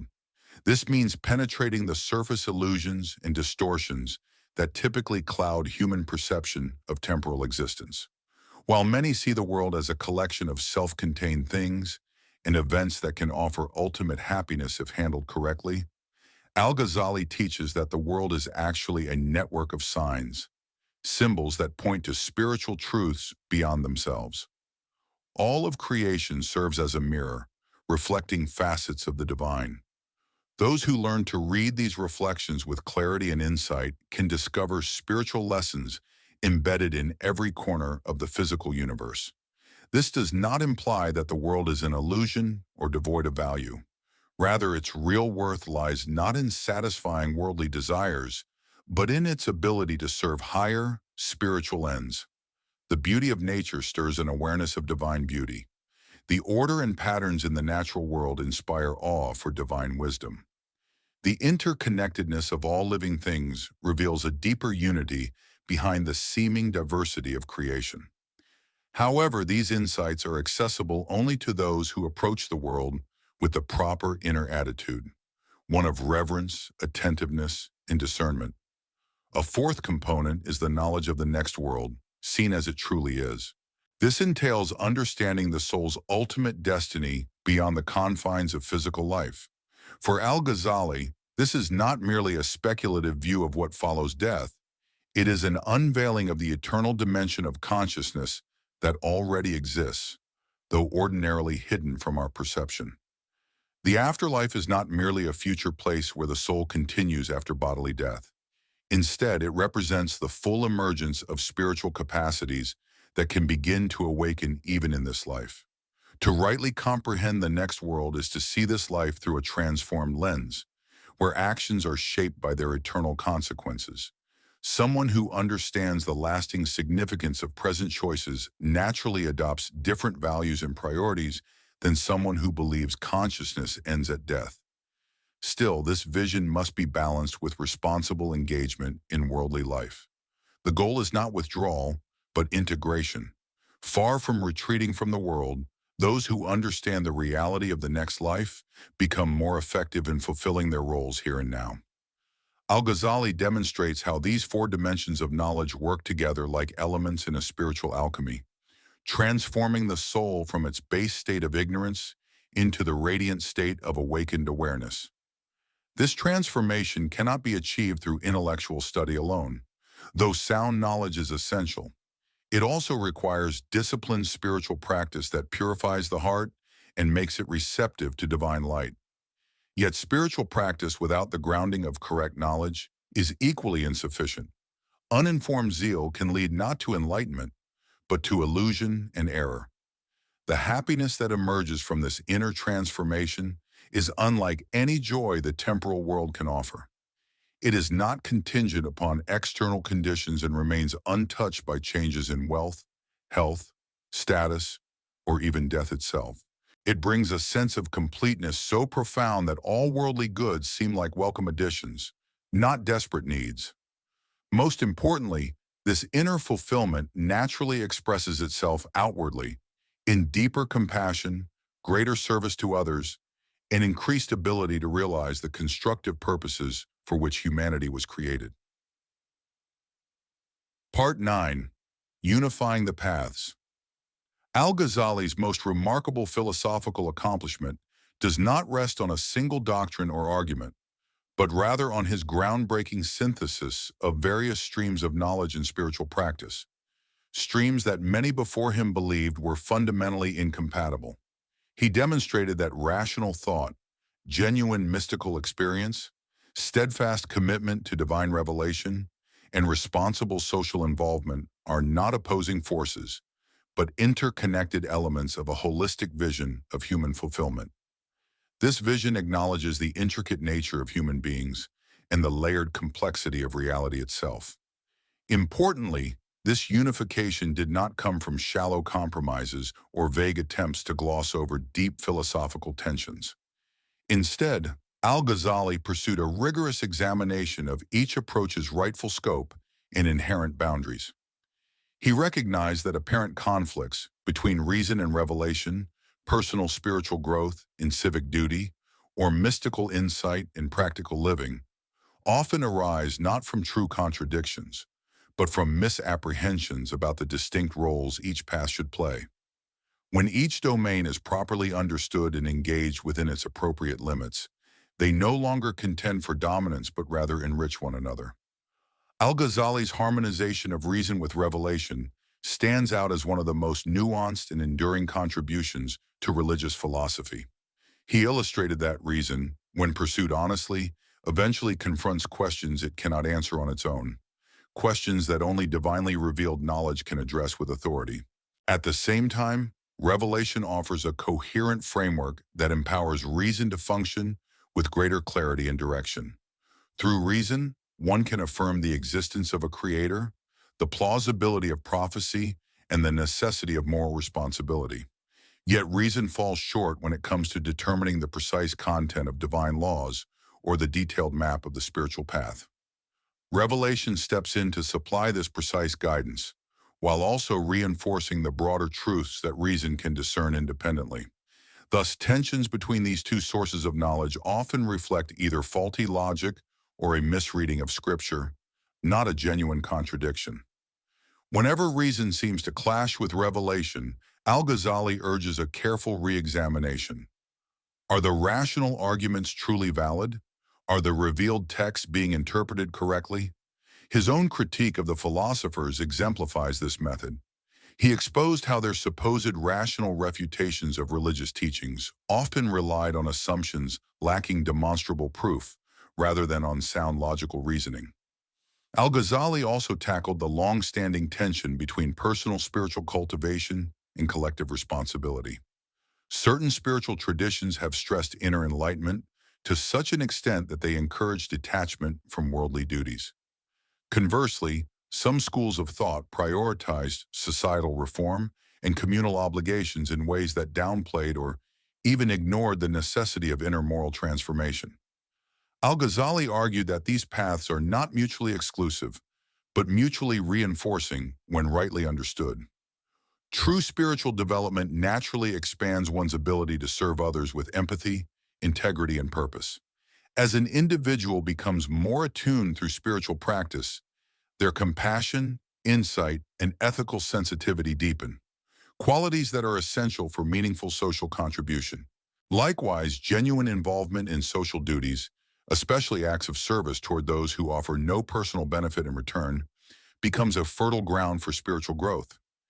Engaging in family life, economic responsibility, and civic duties provides constant opportunities to cultivate patience, humility, and selflessness, all of which are vital to spiritual maturity. Finally, Al-Ghazali addressed another common misconception, that mystical experience must lead to detachment from everyday life, or that such experiences are mere illusions or escapism. On the contrary, he argued, authentic mystical insight strengthens a person's capacity to act effectively in the world.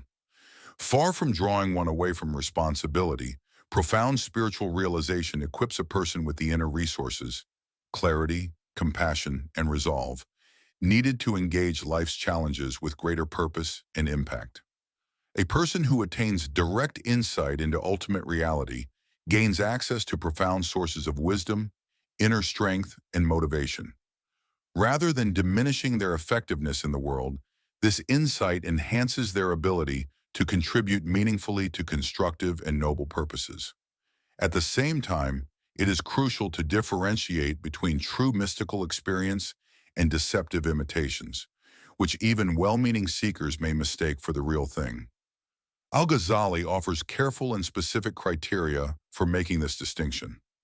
Authentic mystical realization is always accompanied by tangible moral improvement, deeper practical wisdom, and a stronger capacity to serve others. Experiences that result in spiritual arrogance, psychological imbalance, or a disregard for legitimate worldly duties are not genuine, no matter how emotionally powerful or personally persuasive they might appear. This spirit of integration also shapes Al-Ghazali's approach to the diversity of religious and philosophical traditions. Instead of claiming that truth resides solely within one tradition, he examines what each path can contribute to a fuller understanding of reality and the flourishing of the human being. He draws valuable lessons from the insights of philosophers, theologians, and mystics alike. Yet he also clearly recognizes the flaws and limitations inherent in each of these approaches, understanding that no single system holds a monopoly on truth. This inclusive outlook is not rooted in a relativistic denial of truth or falsehood, but in the belief that ultimate reality is rich and multifaceted enough to be accessed from various perspectives, without compromising its fundamental unity. Al-Ghazali's method of integration offers a powerful model for navigating today's tensions between differing systems of knowledge and approaches to human development. His work illustrates how one can uphold rigorous standards for assessing truth while remaining receptive to ways of knowing that go beyond the confines of a single discipline or methodology. He shows how to respect the accomplishments of rational inquiry while acknowledging that reason alone cannot resolve the most profound questions of meaning, value, and purpose. Al-Ghazali champions the significance of personal spiritual growth, yet without turning inward in a way that ignores social responsibility or becomes overly absorbed in one's inner experiences. Most notably, his vision is not just philosophical, it is deeply practical. Al-Ghazali provides concrete instructions for how to live out this integrated approach in everyday life. Through his renewal of the religious sciences, he demonstrates that every dimension of human activity, from private personal habits to complex societal interactions, can become a means of spiritual refinement and alignment with ultimate truth. This kind of practical wisdom renders his philosophical teachings accessible to people from all walks of life, regardless of their academic background or formal training. The lasting importance of Al-Ghazali's integrative perspective lies in the timeless nature of the dilemmas he engages. Across all cultures and historical periods, human beings wrestle with how to balance faith and reason, individual growth and communal responsibility, lofty spiritual aims and the demands of ordinary life. Al-Ghazali's answers to these enduring questions remain meaningful today because they are grounded in a profound understanding of both the human condition and the nature of reality. His integrated approach provides a flexible, yet principled framework that can adapt to changing contexts while staying rooted in the essential truths that enable genuine human flourishing. Part 10. The Mirror of Divine Names.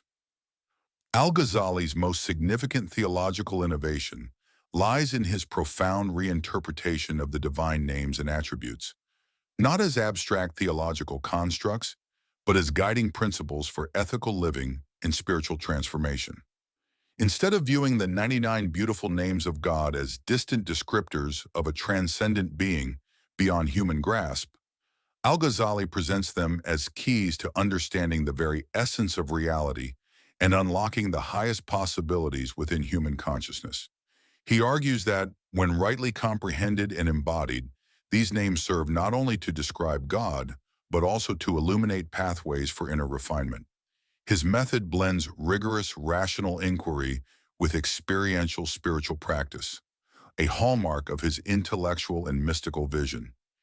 Each divine name offers a window into ultimate reality, inviting the human mind and heart to draw closer through contemplation, worship, and moral action. Yet this spiritual journey demands careful discernment.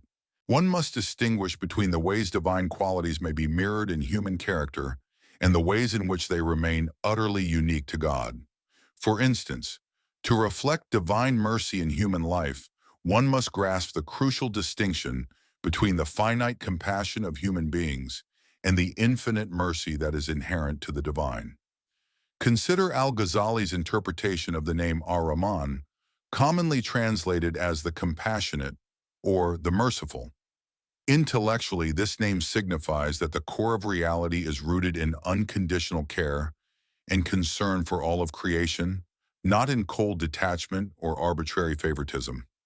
This understanding reshapes how humans ought to relate to the world and to other sentient beings. If compassion lies at the heart of existence itself, then every act that fosters mercy and care aligns with the cosmic order, whereas cruelty and apathy violate its deepest structure. But merely understanding this truth on an intellectual level is not sufficient. The realization of divine compassion must be actively cultivated in one's own life. This goes beyond adhering to moral codes out of obligation. Rather, it calls for a radical transformation of one's inner being. The process involves dismantling the ego-driven barriers, such as selfishness, fear, and spiritual ignorance, that obstruct the natural flow of empathy and responsiveness to suffering. As these inner obstacles dissolve, compassionate action begins to arise effortlessly, not as a forced moral performance, but as an authentic and spontaneous expression of a purified heart. Al-Ghazali describes this transformative process as a kind of spiritual chemistry. Just as physical chemistry explains how substances interact under specific conditions to yield new compounds, spiritual chemistry reveals how different practices and mental states work together to generate new dimensions of character and awareness. The birth of true compassion, for instance, depends on the precise interplay of several key elements. A clear intellectual grasp of suffering forms the cognitive base. Emotional receptivity to the pain of others provides the motivational force that sustains compassionate engagement. Practical insight ensures that the desire to help is matched by the wisdom to do so effectively, so that well-meaning actions do not unintentionally cause harm. Finally, spiritual resilience is essential, enabling the individual to remain compassionate even when met with rejection, ingratitude, or personal cost. Yet Al-Ghazali's analysis does not end with individual moral development. He delves deeper to show that the divine names also unveil the metaphysical architecture of reality itself. Take, for example, the name Al-Hakim, the wise. This name points to a universe that is not random or chaotic, but ordered according to divine wisdom. Existence, in this view, operates through coherent principles that human reason can partially discern and intentionally cooperate with. This insight has sweeping consequences for both metaphysical inquiry and ethical living. It suggests that understanding the divine names is not merely about cultivating personal virtue, but about attuning oneself to the deeper logic of the cosmos, and thereby learning how to live in harmony with it. If the fabric of reality is governed by inherent wisdom rather than randomness or disorder, then human efforts to discern truth and promote well-being are aligned with, rather than opposed to, the fundamental order of existence. This alignment fosters both the confidence that truth can be uncovered through sincere exploration and the perseverance to continue seeking wisdom, even when results are not immediate or obvious. It also implies that actions rooted in true wisdom are more likely to bear fruit than those driven by clever strategies, fleeting emotions, or unexamined societal norms. The divine name Al-Jamil, the beautiful, reveals that ultimate reality is defined by exquisite harmony, proportion, and aesthetic grace, not merely by functionality or efficiency. This points to a profound human fulfillment that transcends the pursuit of pleasure or avoidance of pain, a fulfillment found in engaging with and contributing to authentic beauty that mirrors divine perfection. Yet in Al-Ghazali's view, beauty encompasses far more than visual appeal. It includes noble character, honest speech, just societal systems, and a consciousness refined and illuminated through disciplined spiritual practice. Developing this spiritual beauty requires cultivating what Al-Ghazali calls an aesthetic sensitivity, an inner discernment that can tell the difference between superficial charm that gratifies the senses or ego and genuine beauty that reflects divine qualities. Such sensitivity is nurtured through deep contemplation of the natural world, engagement with masterful works of art and literature, and, most critically, through companionship with those whose lives radiate the beauty of divine attributes. However, this process also demands the inner purification of awareness, cleansing the soul of distortions and attachments that obscure the perception of true beauty, even when it stands before us. Al-Ghazali's reflection on the divine name, As-Sabur, the patient, offers profound insight into how divine timelessness intersects with human temporality. Divine patience should not be misunderstood as hesitation or delay. Rather, it reflects a perfect wisdom that knows the right moment for every action and transformation. From the perspective of boundless knowledge and infinite power, there is no pressure to act within human conceptions of urgency. Divine intention unfolds across dimensions far beyond the limits of human time. Yet for those striving to reflect divine patience in their own character, a vital distinction must be made between patience rooted in trust and understanding and passivity stemming from fear, indifference, or lack of commitment. True spiritual patience enables one to continue engaging in meaningful efforts despite the absence of immediate outcomes, to endure hardship without abandoning faith in divine justice and mercy, and to work toward long-term purposes, even knowing they may never be realized in one's own lifetime. Such patience, however, does not equate to complacency in the face of injustice, nor does it justify inaction where moral responsibility demands engagement. Tolerating avoidable suffering or refraining from necessary intervention is not the patience Al-Ghazali endorses. Ultimately, the full integration of divine names within human awareness is what Al-Ghazali describes as the realization of the perfect human being. This ideal does not imply flawlessness in the absolute sense, but rather a soul that reflects the balanced harmony of divine attributes to the greatest extent possible within human limits. Such a person embodies mercy without forsaking justice, compassion tempered by wisdom, patience coupled with strength, and beauty grounded in truth. Achieving this synthesis requires long-term spiritual effort, supported by authentic knowledge and disciplined inner work, yet it remains the highest aspiration of the human journey.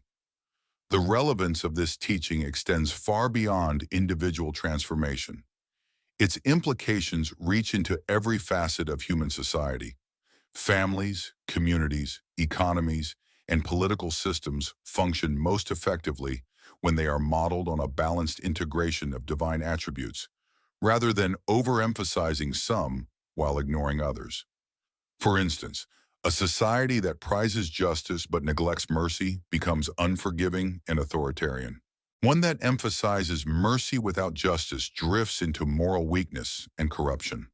A community guided by truth without an appreciation for beauty grows arid and uninspiring, while one that pursues beauty without anchoring it in truth becomes shallow and misleading. Al-Ghazali's profound interpretation of the divine names offers not only a vision of what human beings and societies can become, but also a practical path for building institutions that foster genuine human flourishing, going far beyond superficial success or material achievement. Part 11. The structure of certainty. Al-Ghazali's groundbreaking work in epistemology stems from his detailed examination of the nature of certainty and the specific criteria required to attain it. Rather than viewing certainty as a simple all-or-nothing condition, he constructs an intricate theory that identifies various forms and degrees of certain knowledge. Each form, according to him, is suitable for different fields of inquiry and demands distinct methodological approaches. At the core of his epistemology lies what he terms immediate certainty, a direct, self-evident awareness that consciousness possesses of itself and its most basic operations. This foundational level of knowledge includes, but is not limited to, the insight that would later be echoed by Descartes, the impossibility of doubting one's own conscious experience. For Al-Ghazali, this also includes the self's immediate recognition of its capacity for knowledge, its discernment of different mental states, and its innate inclination toward truth rather than deception. This immediate, undeniable awareness functions as the bedrock upon which all other knowledge must rest. Any effort to question or refute it inevitably relies on the very faculties it affirms, rendering such skepticism self-defeating. However, Al-Ghazali also acknowledges that while immediate certainty is absolutely dependable within its scope, it cannot serve as a comprehensive guide for understanding the full breadth of human experience.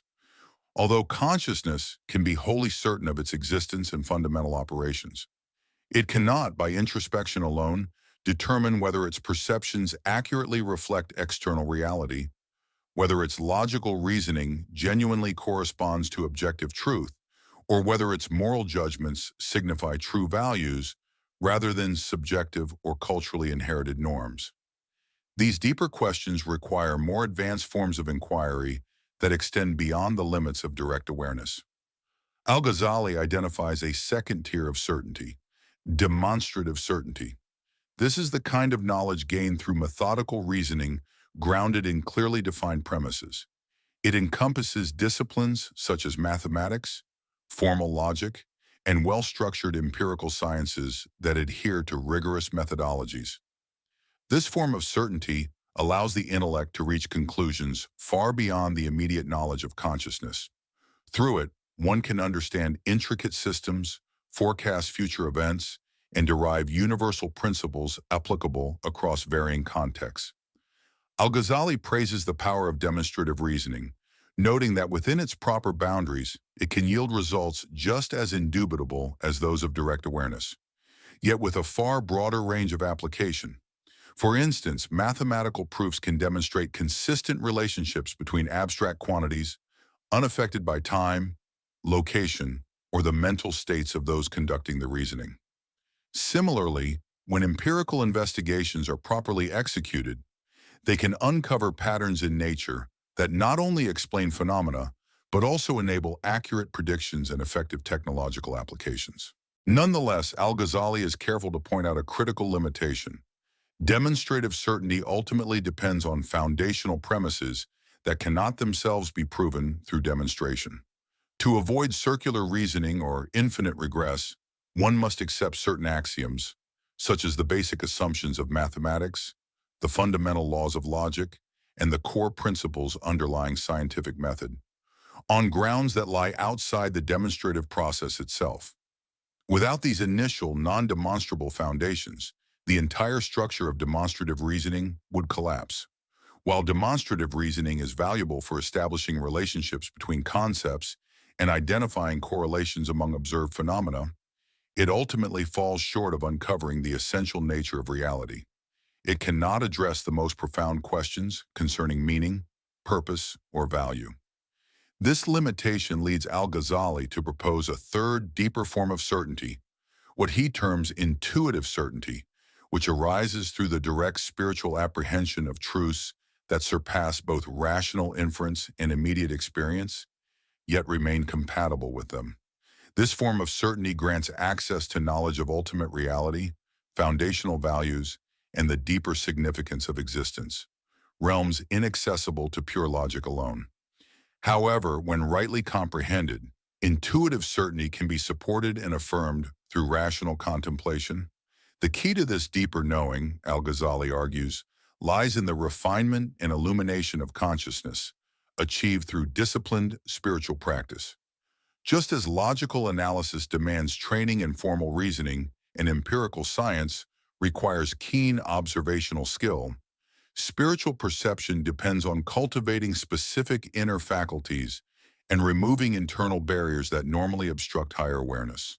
These barriers include what Al-Ghazali refers to as the spiritual maladies of the heart: pride, greed, hatred, which distort one's perception of truth.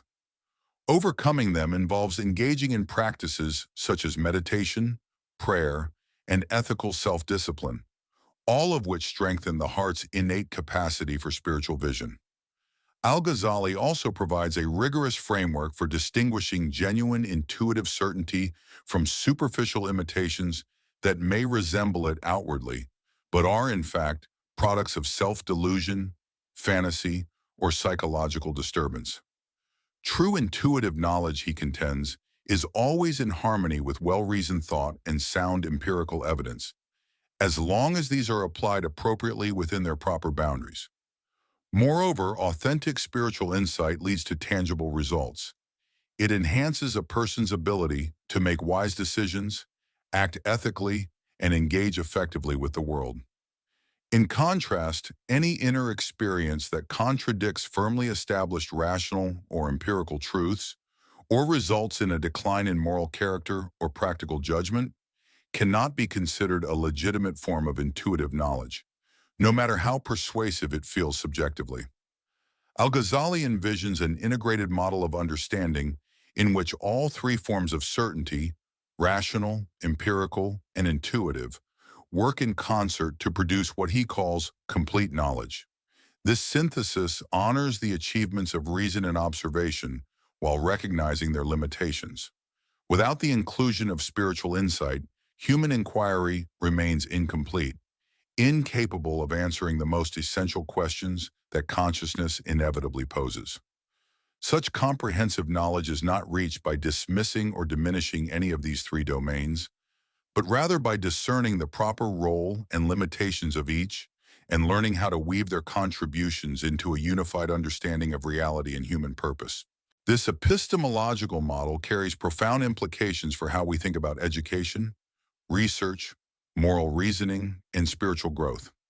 Systems of learning that prioritize one form of knowledge to the exclusion of the others risk producing individuals who may be intellectually sharp but spiritually unaware, or spiritually inclined yet lacking analytical rigor, or conversely, deeply philosophical but practically inept. A truly holistic education must nurture logical thought, empirical inquiry, and spiritual perception, along with the wisdom needed to integrate them into a coherent whole. Similarly, research efforts that confine themselves to strictly rational or empirical methods may yield impressive results within specific fields, yet overlook essential dimensions of reality that are accessible only through spiritual insight. Al-Ghazali's framework suggests that the most fruitful research paradigms are those that remain open to spiritual understanding while preserving the rigorous standards of logical and empirical validation. This does not entail rejecting scientific methods. Rather, it calls for expanding them to accommodate the complexity and multidimensional nature of existence. His theory of certainty also provides vital direction for making ethical decisions, especially in situations where competing principles clash or where outcomes cannot be reliably predicted by reason alone. Complete moral knowledge involves not only a clear grasp of general ethical norms and an accurate assessment of the situation, but also the spiritual discernment to perceive the deeper meaning and long-term significance of different courses of action. This spiritual layer of ethical understanding can offer guidance that surpasses the limitations of rational analysis, while still affirming its valid conclusions.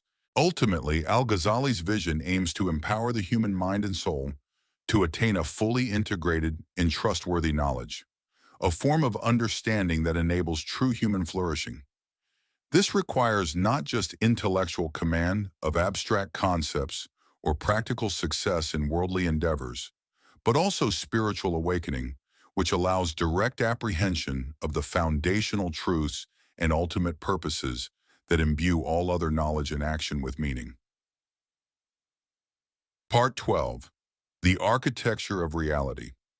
At the core of Al-Ghazali's philosophical outlook is a sweeping vision of existence, one that weaves together rational philosophy, mystical insight, and revealed truths into a unified understanding of how the layers of reality interconnect and relate to human consciousness.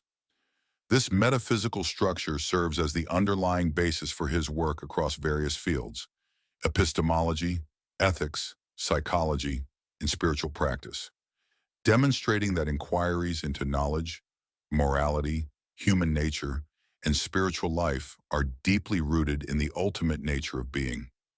Al-Ghazali's metaphysics begins with the insight that existence is not flat or undifferentiated, but instead layered in a hierarchy where different strata of reality possess varying levels of independence, permanence, and causal power. At the summit of this ontological hierarchy is the divine, an existence that is entirely self-sufficient, uncaused, and not contingent upon anything else for its being, endurance, or activity. The divine is not merely one entity among others. It is the foundational reality, the ultimate source from which all else derives and is sustained, while remaining utterly complete and autonomous. Importantly, Al-Ghazali's conception of divine transcendence does not veer into abstract or depersonalized notions of God, such as those found in some forms of philosophical theism that reduce the divine to a logical abstraction or an impersonal absolute. Instead, he argues that true transcendence includes and even demands immanence, God's direct presence in and active relationship with the created world. The divine, precisely because it is beyond all limits, can be universally present without spatial confinement, fully aware of every event without being altered by time, and active in creation without being constrained by external forces or internal deficiencies. Beneath the divine level lies what Al-Ghazali terms the spiritual realm, a domain populated by angels, disembodied souls, and pure spiritual entities. These beings are not bound to material forms, yet they remain entirely dependent upon God's creative will for their existence and continued being. This realm acts as an intermediary layer, channeling divine influence into the material world and serving as a conduit through which the aspirations and experiences of physical creatures return to their spiritual origin. Al-Ghazali's portrayal of this spiritual domain emerges from a synthesis of rigorous philosophical reasoning, profound mystical experience, and the teachings of revelation. Philosophically, the presence of a spiritual intermediary is necessary to bridge the gap between the utter simplicity of the divine and the manifold complexity of the material cosmos. Without such a mediating realm, it would be difficult to explain how a unified divine source could give rise to the diversity of the physical world without compromising its own simplicity. Mystically, these spiritual realities correspond to distinct levels of awareness and being, which the human soul can come to perceive through purification and disciplined spiritual ascent. From the standpoint of revealed religion, beings such as angels play essential roles in both the governance of the cosmos and the guidance of humanity toward its highest spiritual ends. The third and final tier in Al-Ghazali's metaphysical framework is the physical world, the domain of matter, space, time, and causality, which forms the immediate context for human life and serves as the stage upon which spiritual transformation unfolds. His view of this realm reflects a careful integration of scientific inquiry with spiritual wisdom. The physical universe, in his account, is real and follows consistent patterns that allow for empirical discovery and meaningful intervention. Yet this material reality is not autonomous or sufficient in itself. It is entirely dependent upon the spiritual realm and ultimately upon the divine, for its existence, its intelligibility, and its capacity to act as a medium through which spiritual growth and divine manifestation occur. In Al-Ghazali's thought, the physical world becomes more than just a setting for life. It becomes a mirror of higher realities and a vehicle for the soul's journey toward the ultimate truth. Al-Ghazali's layered conception of reality allows him to tackle one of the most enduring challenges in reconciling religious belief with scientific understanding. Whether spiritual and physical explanations for natural events stand in opposition or in harmony, he asserts that these modes of explanation operate on distinct analytical planes, each offering insight without contradiction when rightly interpreted. Scientific inquiry reveals the consistent patterns through which divine wisdom typically orchestrates the workings of the natural world. In contrast, spiritual insight reaches beyond these patterns to comprehend their ultimate origin and intended purpose. For instance, a scientist may explain that fire consumes cotton due to the chemical interaction between oxygen and cellulose, an accurate account of the immediate physical process. However, this mechanistic explanation does not negate the need for a theological understanding of why a compassionate and wise creator fashioned a universe where such interactions are possible and serve meaningful ends. Al-Ghazali's metaphysical structure further explores deep questions about the interplay between necessity and contingency in the nature of existence. He argues that the universe reflects both necessary and contingent elements. These elements, however, exist at different ontological levels and fulfill distinct roles within the divine scheme. Foundational principles, such as the laws of logic or mathematics, are seen as necessary features of any conceivable reality because they mirror the very structure of divine wisdom. Meanwhile, particulars such as the distribution of galaxies or the course of historical developments are contingent. They could have unfolded differently without violating any necessary truths. Yet these contingent elements are far from random. Their specific configurations serve intentional purposes within the divine design, purposes that required those exact forms rather than others. This nuanced understanding of necessity and contingency enables Al-Ghazali to address both abstract philosophical issues concerning divine freedom and concrete ethical questions about human accountability. Were all aspects of existence strictly necessary, divine creation would merely follow from logical necessity, rendering human choice illusory and without consequence. Conversely, if all things were purely contingent, the universe would lack coherent structure, and moral actions would be disconnected from their outcomes. Al-Ghazali demonstrates how divine wisdom crafts a reality that is both orderly enough to be understandable and dependable, yet open enough to allow for true divine volition and genuine human agency. The far-reaching implications of Al-Ghazali's metaphysical insights touch upon every facet of human life. Recognizing the hierarchical organization of reality offers guidance in shaping personal values, designing educational systems, organizing societal structures, and pursuing both personal and communal aims. Actions that are attuned to the foundational structure of reality are more likely to lead to enduring success and fulfillment. This does not suggest that individuals should passively accept the status quo or avoid striving for better conditions. Rather, it emphasizes that transformative efforts are most fruitful when they align with the inherent patterns and directions woven into the fabric of existence. Additionally, Al-Ghazali provides a profound framework for understanding the age-old puzzle of the relationship between time and eternity, a topic that has long challenged both philosophers and theologians.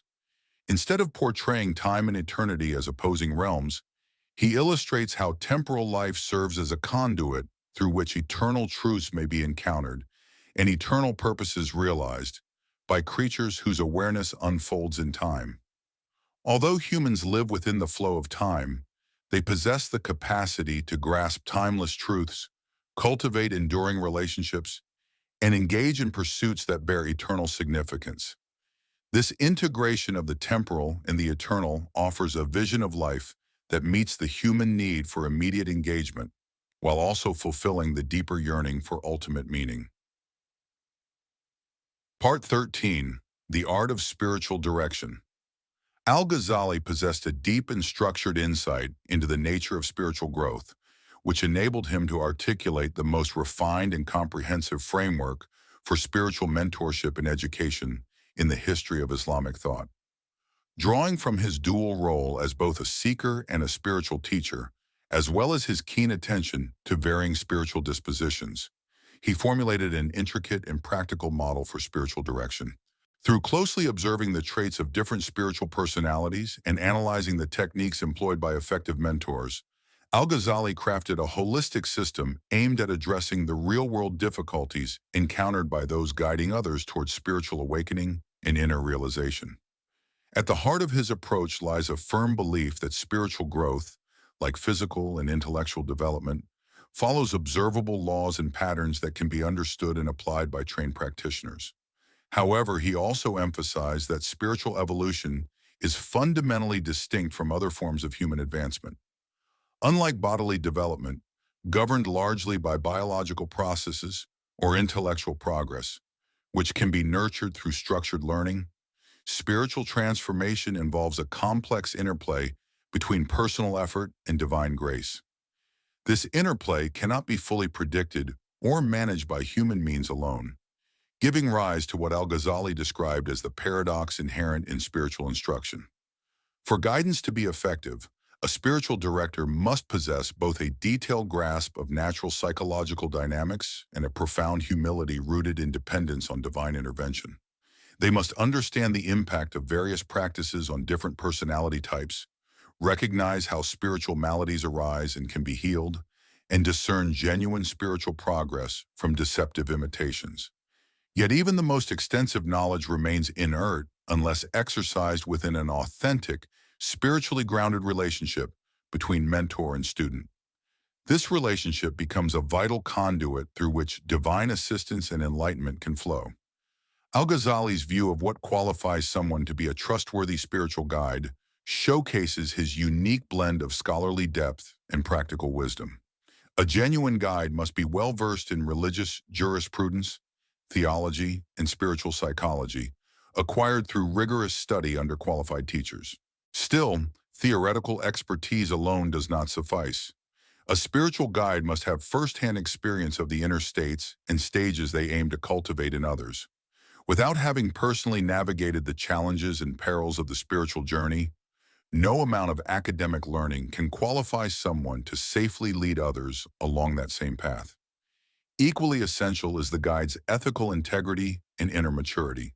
Since the mentor plays a significant role in shaping the psychological and spiritual trajectory of those under their care, their influence can either help accelerate growth and avoid danger, or, if misapplied, cause deep spiritual harm that may take years to mend.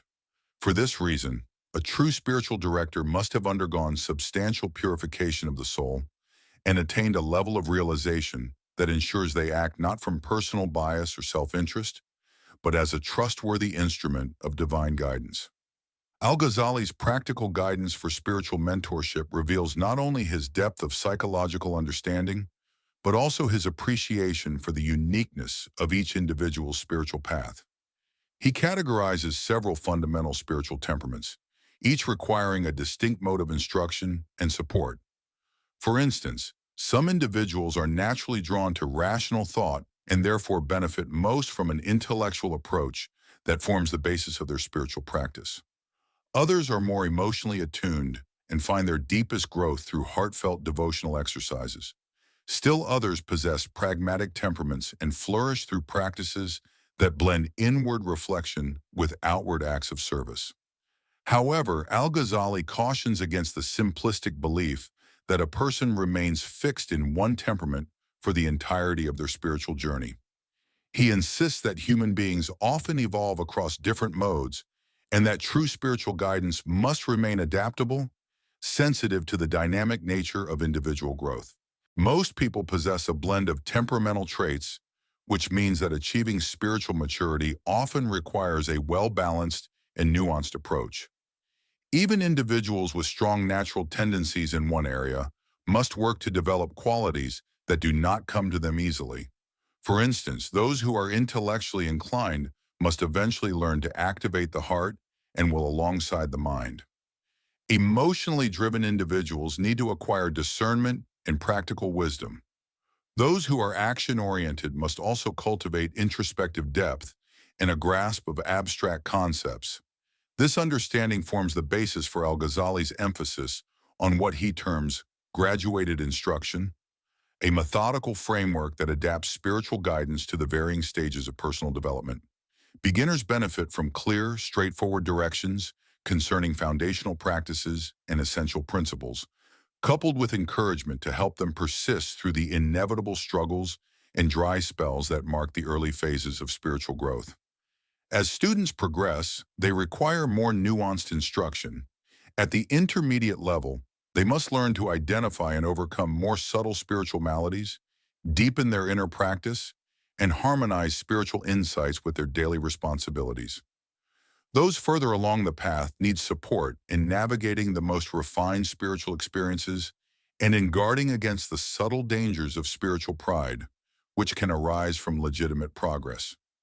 Al-Ghazali's perspective on the interplay between personalized guidance and community-based spiritual learning highlights his belief in the dual nature of human beings. Each person is a unique individual, yet also a social being who thrives best within a supportive, communal environment.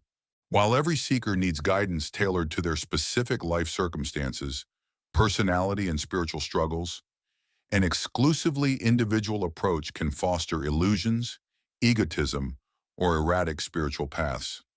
These pitfalls are best countered by engaging with a community of fellow seekers under the leadership of a competent and spiritually grounded guide.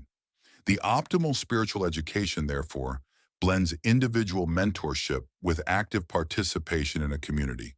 This ensures not only that personal concerns are addressed with care, but also that the seeker remains grounded and balanced through communal feedback and accountability. Among al-Ghazali's most valuable contributions to the theory of spiritual guidance is his meticulous exploration of how to evaluate spiritual progress and distinguish genuine states of spiritual realization from deceptive imitations. He acknowledges that spiritual development largely consists of inner experiences that are invisible to outside observers and resist objective measurement. This opens the door to forms of self-deception that are far less likely in more externally measurable disciplines. An individual may come to believe they have reached elevated spiritual states, when in reality, they have fallen into subtle forms of pride, emotional overexcitement, or psychological disturbances that resemble, but do not constitute, authentic spiritual experience. To navigate this complexity, Al-Ghazali offers practical tools that can help both spiritual mentors and seekers themselves discern the authenticity of their spiritual growth. True spiritual advancement is consistently marked by a deepening of moral character, wiser decision-making in worldly matters, an expanded capacity to serve others, and increased humility regarding one's spiritual attainments. In contrast, any state that results in ethical decline, diminished competence in daily life, self-centeredness, or a sense of spiritual superiority should be viewed with suspicion, regardless of how intense or convincing the experience may feel. These criteria serve as a safeguard for both guides and seekers, helping them avoid being misled by powerful yet deceptive experiences that may actually signify spiritual decline rather than growth. Al-Ghazali's insights into the complexities of spiritual mentorship extend beyond technical skill to encompass the essential spiritual and moral responsibilities involved in guiding others. He underscores that a competent guide must never lose sight of their own ongoing need for spiritual refinement and reliance on divine assistance. A guide who believes they have completed their own spiritual journey and no longer require instruction risks stagnation and a gradual erosion of their ability to genuinely support others.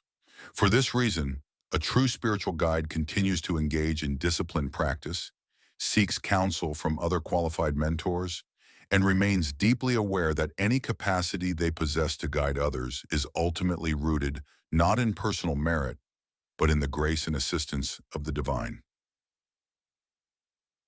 Part 14. The Social Dimension. Al-Ghazali's philosophical vision naturally progresses from personal spiritual growth to a broader framework for societal life. He insists that authentic spiritual values should not be confined to private practice, but must also inform how families are structured, economies are managed, governments are run, and communities interact. He challenges the notion that spiritual development is merely an individual pursuit, disconnected from wider social responsibilities. He argues that genuine transformation within the individual inevitably enhances one's ability to contribute positively to society. In turn, healthy and just social institutions create an environment conducive to nurturing spiritual growth on a broader scale. His exploration of family life, seen as the cornerstone of social structure, exemplifies his unique fusion of practical guidance with deep spiritual insight.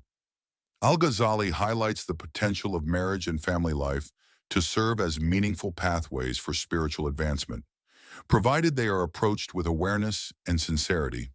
The close, often demanding nature of intimate relationships offers fertile ground for cultivating virtues such as patience, compassion, humility, and unconditional love, qualities that are often difficult to develop in other contexts.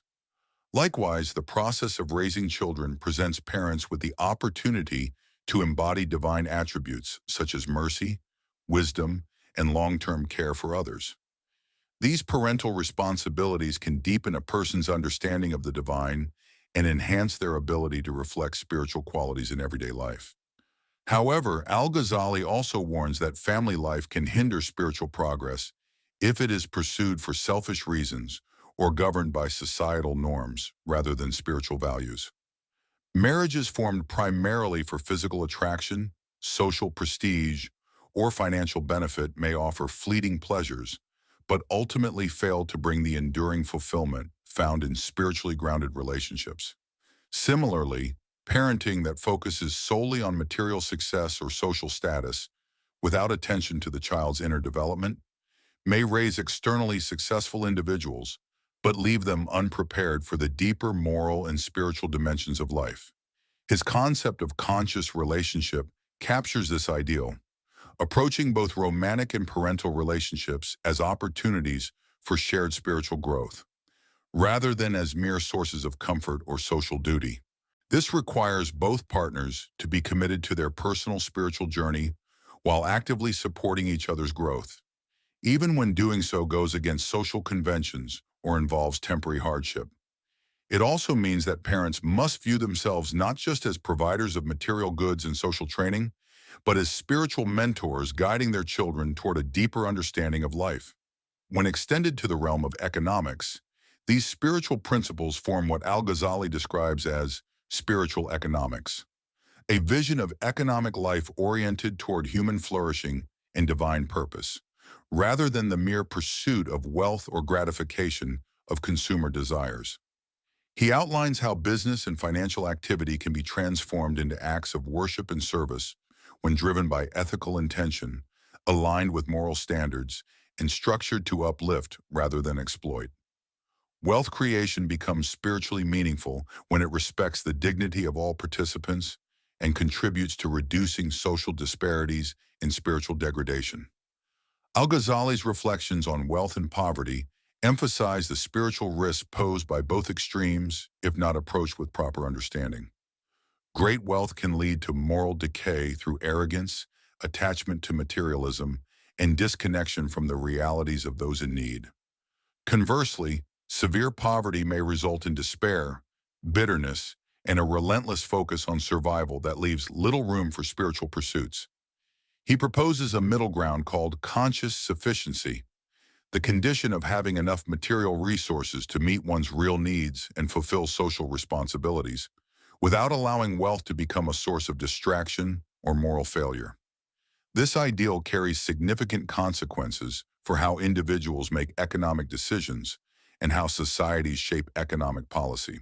People should aim not to accumulate wealth for its own sake or in pursuit of status, but to acquire and use resources in ways that serve meaningful, ethical, and spiritually enriching purposes.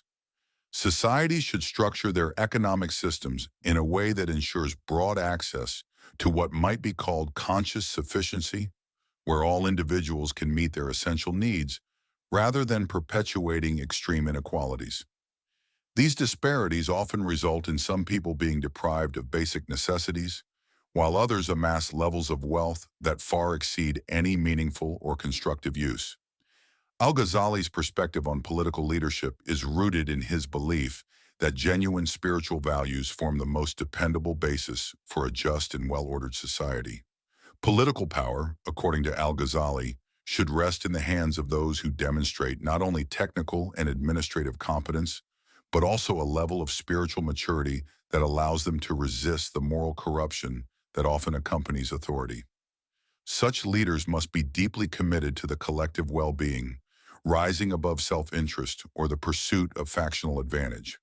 The ideal statesman, in Al-Ghazali's view, merges effective governance with a deep understanding of humanity's higher purpose and the principles of divine justice. At the same time, Al-Ghazali acknowledges that political systems cannot rely exclusively on spiritually exceptional individuals. Institutions must be robust enough to function under the leadership of those with ordinary moral and spiritual capacities. To achieve this, he recommends establishing systems of checks and balances that prevent the concentration of unchecked power. These include accountability measures that empower citizens to oversee and influence their government's actions, and educational structures that cultivate civic responsibility and prepare individuals for ethical leadership. The aim is not to construct a flawless government led by morally perfect individuals, but rather to develop political frameworks that promote human welfare as effectively as possible within the bounds of human imperfection and mixed motives.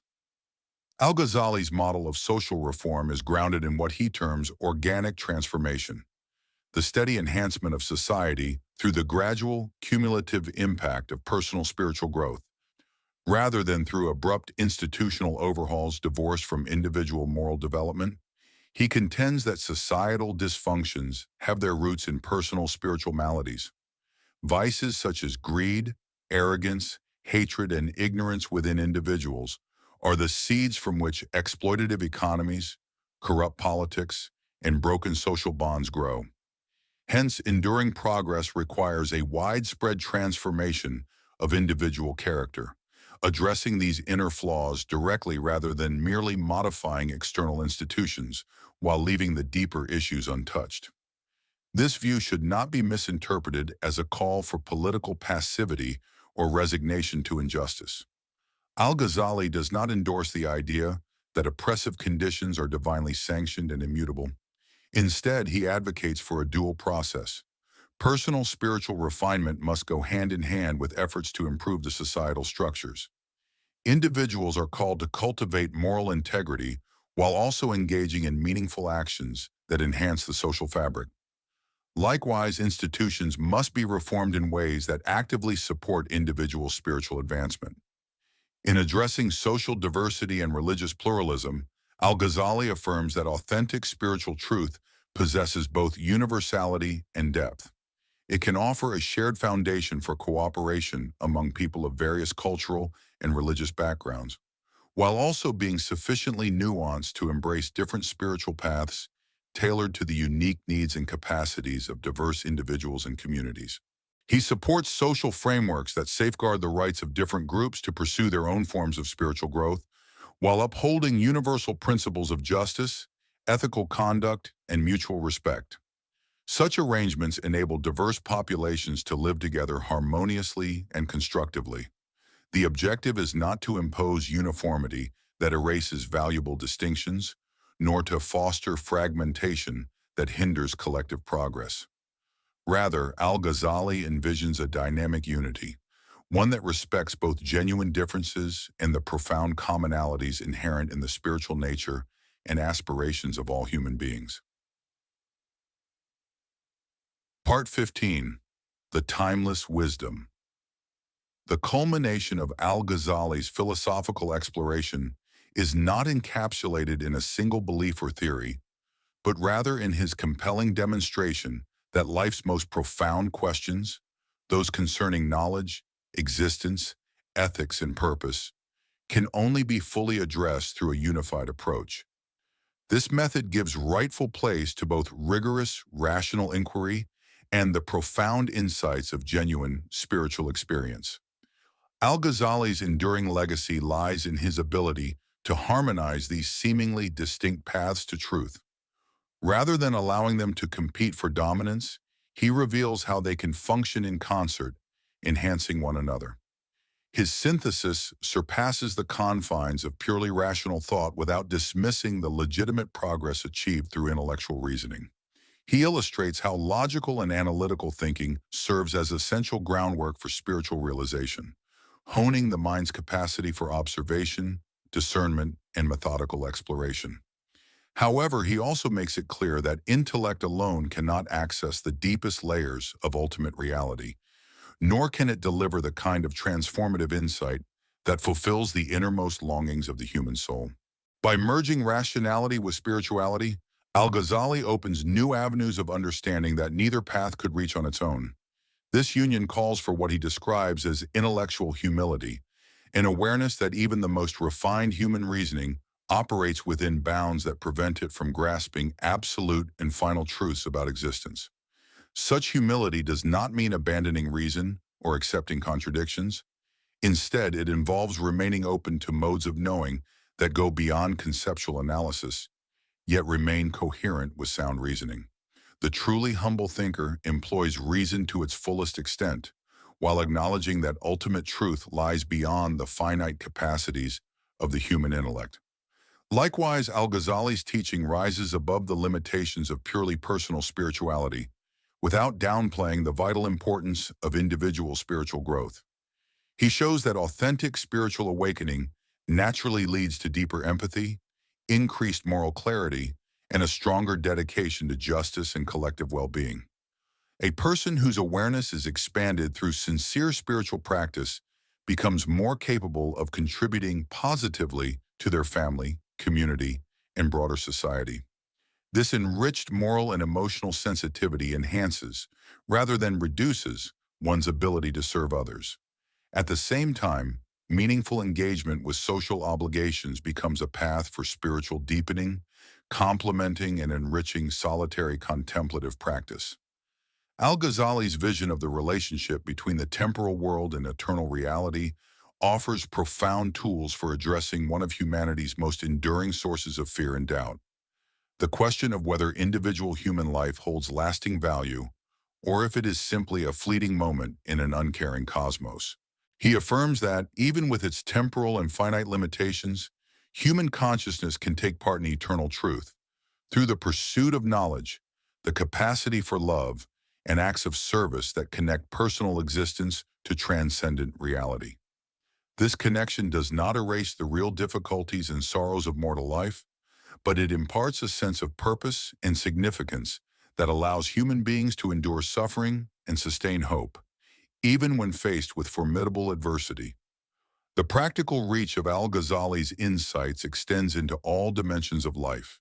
His teachings offer a framework for designing educational systems that balance intellectual discipline with spiritual development, shaping economic models that prioritize human dignity over mere profit, and building political structures that uphold justice while nurturing the spiritual potential of citizens. His guidance also informs how families and communities can be structured to promote both individual growth and collective well-being. Yet this guidance is not rigid or prescriptive. Al-Ghazali does not offer a mechanical formula to be universally imposed regardless of context. Instead, he presents adaptable principles and methodologies that can be creatively applied to diverse cultural and historical settings, while remaining true to the foundational truths that support authentic human flourishing. His nuanced handling of the age-old tension between continuity and change reflects a deeper understanding that true spiritual principles are both eternal and flexible, unchanging at their core, yet capable of finding new expressions in evolving circumstances. The essential architecture of human consciousness, the foundational requirements for spiritual growth, along with the core principles of justice and morality, remain stable regardless of historical era or cultural background. However, how these principles are expressed and implemented must be continually revisited and reshaped in response to the ongoing evolution of human understanding, shifting social realities, and the emergence of new challenges and opportunities. The objective is not to rigidly preserve historical expressions of these ideas, but to reinterpret enduring values in ways that respond effectively to current circumstances and foster genuine human well-being. A living tradition calls for a creative engagement with both inherited wisdom and present-day insights, enabling us to confront contemporary issues with both depth and adaptability. Al-Ghazali serves as a powerful example of how one can remain deeply anchored in essential spiritual and moral convictions while embracing new discoveries in fields such as psychology, societal structures, and the nature of the physical world. His ability to synthesize diverse sources of knowledge offers a model for tackling modern global issues, ones that demand not only technical expertise, but also a profound understanding of human purpose and behavior. What makes al-Ghazali's philosophical legacy so significant is his demonstration that the human pursuit of truth, meaning, and fulfillment is neither misguided nor unattainable. Rather, it requires a holistic approach that brings together all valid dimensions of human awareness, rational, emotional, spiritual, in the service of ultimate truth. Through his life and teachings, al-Ghazali affirms that people are capable of attaining true certainty regarding the most important existential questions, achieving deep spiritual satisfaction, and living in meaningful service to causes that go beyond personal gain. Yet such accomplishments depend on a sincere devotion to truth, consistent effort in spiritual practice, and a humble reliance on divine assistance, disciplines that many avoid due to their perceived difficulty or uncertainty of outcome. His continued influence lies in his unwavering focus on universal human concerns that cut across time and place, while also offering practical relevance to the unique problems faced by individuals and communities today. The dilemmas he explored, such as reconciling reason with faith, cultivating personal growth, balancing worldly responsibility with eternal purpose, remain as pressing now as they were in his time.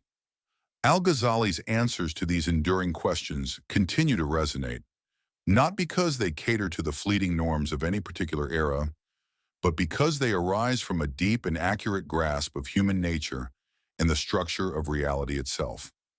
The path he forged, from doubt and questioning, through intellectual rigor to spiritual awakening and actionable wisdom, remains accessible to anyone willing to undertake the journey with seriousness, proper guidance, and genuine dedication.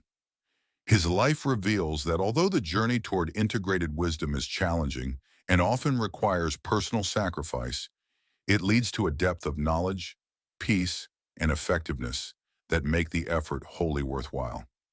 The legacy of insight that he uncovered through his tireless quest for truth still shines brightly today, just as it did nearly 1,000 years ago, offering direction and encouragement to all who earnestly seek answers to life's most profound questions.